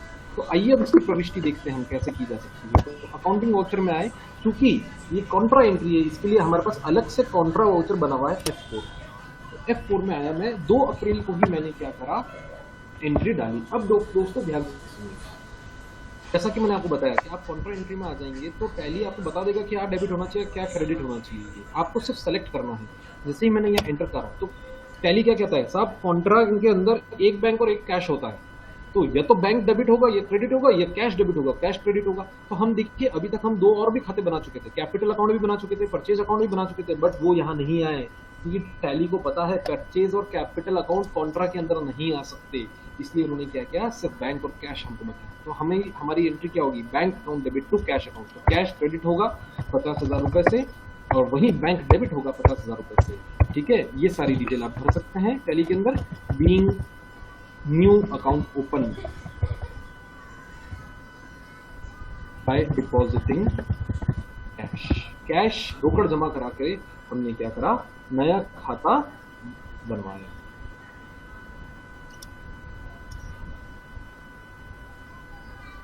ठीक है, ये हमने क्या की, एंट्री। सर इसका मतलब ये एंट्री भी वापस से पलपट वगैरह चिट्ठे में सब जगह आ रही होगी। हाँ, ये लो बैंक अकाउंट आ गया, बैंक अकाउंट आ गया, ये लो सारी चीज दिखेंगी आपको, क्यों नहीं दिखेंगी, यही हमें बैलेंस शीट में भी दिखेगी। ये लो बैलेंस शीट के अंदर बैंक अकाउंट आ गया। ठीक है, आइए आपको एक सेल्स के एंट्री डालना है। ठीक है, गुड्स सोल्ड फॉर कैश, हमने विक्रय किया, रोकड़ विक्रय किया। ठीक है, रोकड़ लेकर के विक्रय किया, तो कहाँ जाएगी, सेल्स में जाएगी। ये सेल्स में जाएगी, सेल्स में जाएगी। मान लीजिए एक मई को माल बेचा, ठीक है, तो डेबिट क्या होगा, कैश मिलेगा। अब देखो सेल्स वाउचर के अंदर टैली को पता है कैपिटल नहीं आ सकता, परचेज नहीं आ सकता, तो उसने हमें से 2 ही खाते निकाल के दिए, बैंक और कैश। टैली के हिसाब से जो खाते बने हुए हैं उनमें से सिर्फ यही 2 खाते जो यहाँ काम आ सकते हैं। तो हम क्या कर रहे हैं, सेल्स अकाउंट डाल रहे हैं। तो डेबिट करते हैं किसको, cash account debit to sales account. ठीक है, कैश अकाउंट को डेबिट करते हैं, सेल अकाउंट को क्रेडिट करते हैं। तो कैश अकाउंट को हम यहाँ डेबिट किया। ठीक है, कितने का माल बेचा हमने, मान लीजिए हमने माल बेचा 40,000 रुपये, 40,000 का माल बेचा। अब क्रेडिट किसको करते हैं, sale account. Sir sale account तो बनाया नहीं, हम यहीं से सेल अकाउंट बना देते हैं। ऑल्ट सी एक शॉर्टकट की होती है, सेल्स अकाउंट हमने बना दिया। इसमें जाएगा प्रॉफिट एंड लॉस अकाउंट के सेल्स हेड के अंदर जाएगा, प्रॉफिट एंड लॉस अकाउंट के सेल्स हेड में ले लिया और इसको कर दिया। तो ये देखिए हमने यहाँ एंट्री पास करी। अब आइए, अब आपको प्रॉफिट एंड लॉस अच्छे से दिखेगा जैसा आप देखना चाहते हैं। ये देखिए प्रॉफिट और लॉस, ग्रॉस प्रॉफिट भी हो गया, नेट प्रॉफिट भी अब आपको दिखना शुरू हो गया। ठीक है, ये हो गया जी। चलिए एक काम करते हैं, एक एक उधार की और एंट्री डाल देते हैं। ठीक है, परचेज और सेल की एक एक उधार की एंट्री डाल देते हैं। मान लीजिए सबसे पहले हमने क्या किया, माल खरीदा, उधार में माल खरीदा। किससे, राम से हमने उधार क्रय किया, राम से हमने क्रय किया उधार माल। ठीक है, तो परचेज वाउचर में जाऊंगा, मैं परचेज वाउचर में जाऊंगा, किस दिन माल खरीद रहा हूँ, मान लीजिए 2 मई को माल खरीद रहा हूँ मैं। ठीक है, सामने वाले का बिल नंबर डाला, किससे माल खरीद रहा हूँ, एंट्री क्या होगी, एंट्री होगी purchase account debit to Ram account. Creditor है राम अकाउंट को क्रेडिट करेंगे। यहाँ अकाउंट बना लेंगे राम का, राम अकाउंट लिखा, क्या है राम हमारा क्रेडिटर, राम हमारा क्रेडिटर है। तो देखिए सन्ड्री क्रेडिटर लिया और हमने यहाँ पे मतलब कितने का माल खरीदा, मान लीजिए 60,000 रुपए का माल खरीदा उधार में। डेबिट किसको करते हैं, देखो टैली ने बता दिया साहब, जो खाते बना रखे हैं उस हिसाब से आपसे परचेज डेबिट कर सकते हो। परचेज को डेबिट कर दिया, ये लीजिए ये हो गया। ठीक है, अब वैसे ही हम एक बार उधार में माल बेच, एक एंट्री उधार में माल बेच देते हैं। उधार में माल बेचने की क्या एंट्री करेंगे हम, आइए देखते हैं। एंट्री होती है debtor account debit to sale, debtor account debit to cell.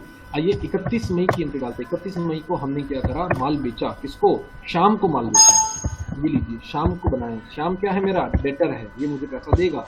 ठीक है, डेटर डाला यहाँ पे, शाम को डेटर बनाया, यहाँ पे एंटर किया, कितना माल बेचा हमने उसको, मान लीजिए हमने उसको 35,000 का माल बेचा, 35,000 का माल बेचा। ये लीजिए 35,000 का माल।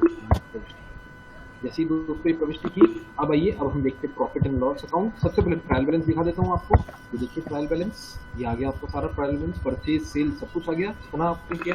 आप अगर पूरे साल का देखना चाहते हैं कि कितना डेबिट हुआ कितना क्रेडिट हुआ, हमारे पास वो फीचर भी है, हम आपको दिखा देते हैं। ओपनिंग बैलेंस भी दिखा देते हैं, ट्रांजेक्शन भी दिखा देते हैं आपको पूरे साल का। ये देखिए पूरे साल में किस अकाउंट को हमने कितना डेबिट किया, किस अकाउंट को हमने कितना क्रेडिट किया, वो सब हमें पे दिखना शुरू हो। अब जो चाहे वो हो सकता है, ठीक है। वहीं हम जाएं अगर बैलेंस शीट के ऊपर, तो बैलेंस शीट के अंदर भी देखिए, बैलेंस शीट के अंदर सेल आ गई। डेटर्स के अंदर जाकर के देखिए तो डेटर के अंदर श्याम आ गया। क्रेडिटर हमारा राम था, तो देखिए क्रेडिटर के अंदर राम होना चाहिए, राम है। बैंक हमने बनाया था, बैंक अकाउंट के अंदर बैंक अकाउंट बनाया था, बैंक खातों के अंदर कैश अकाउंट के अंदर कैश अकाउंट बना हुआ था। ये देखिए सारी चीजें।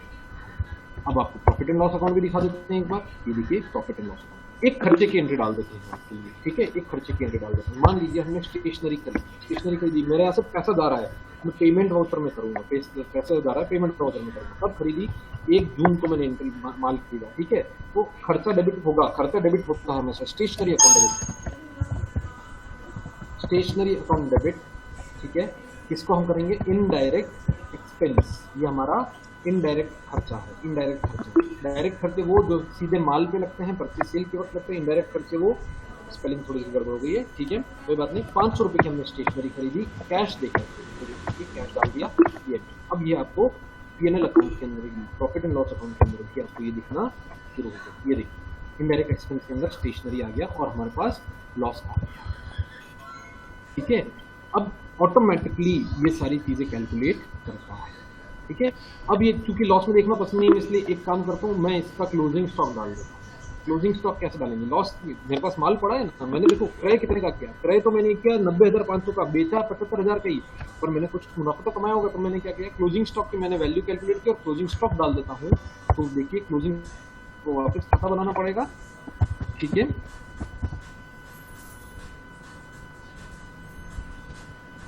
खाता बनाया मैंने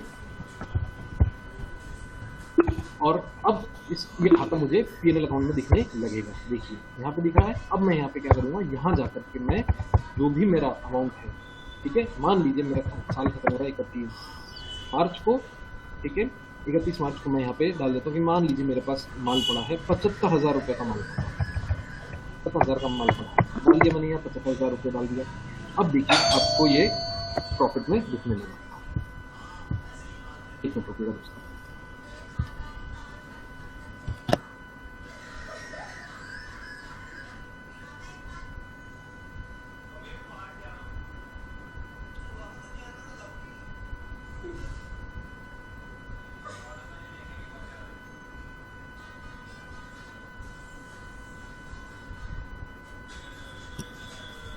ठीक है, एक आखिरी एंट्री आपको और करके बता देते हैं दोस्तों, एक फर्नीचर की और बता देता हूँ ताकि आपको लगेगा कि कुछ हुआ है काम।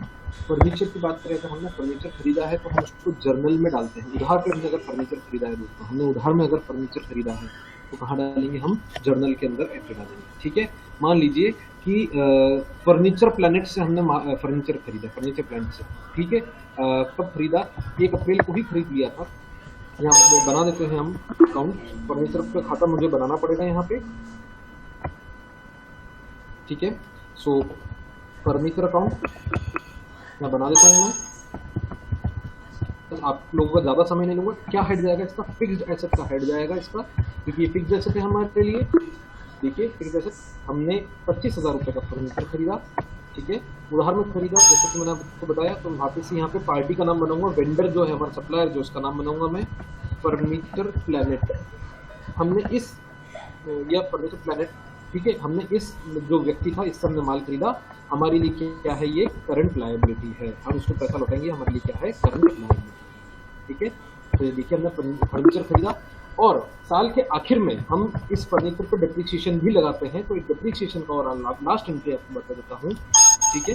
तो डिप्रिसिएशन का हम खाता बनाएंगे और ये आएगा इनडायरेक्ट एक्सपेंस के अंदर, ठीक है। और 10% की रेट से फर्नीचर पे लगता है तो 2,500 रुपये डिप्रिसिएशन लगेगा। किसके ऊपर? फर्नीचर के ऊपर। क्योंकि ना तो परचेज है, ना सेल है, ना कुछ पैसा आया, ना कुछ पैसा गया, इसलिए हमने इसको जर्नल के अंदर एंट्री की, फर्नीचर के अंदर, ठीक है। अब देखिए दोस्तों, आपको फाइनल में लास्ट बता देता हूँ, प्रॉफिट एंड लॉस अकाउंट देखेंगे अगर आप, इस तरीके से आपको प्रॉफिट एंड लॉस अकाउंट दिख रहा है, ठीक है।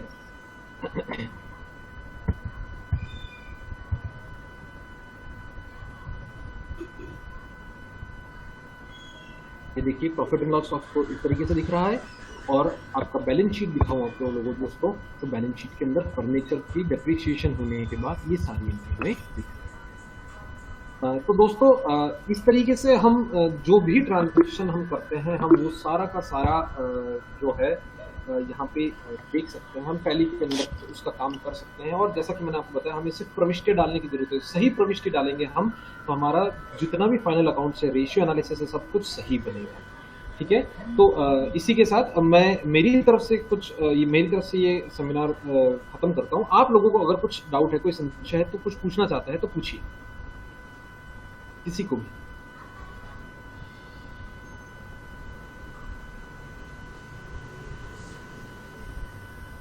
एनीवन, किसी को कुछ भी कोई संशय है, कुछ है, कोई कुछ पूछना चाहता है?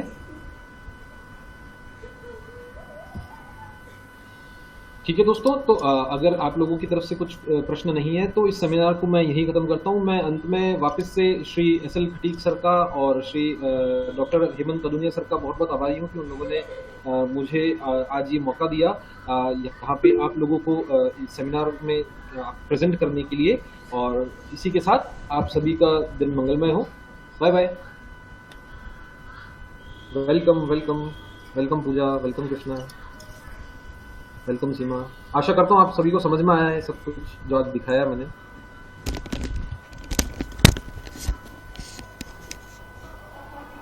Okay friends, bye bye.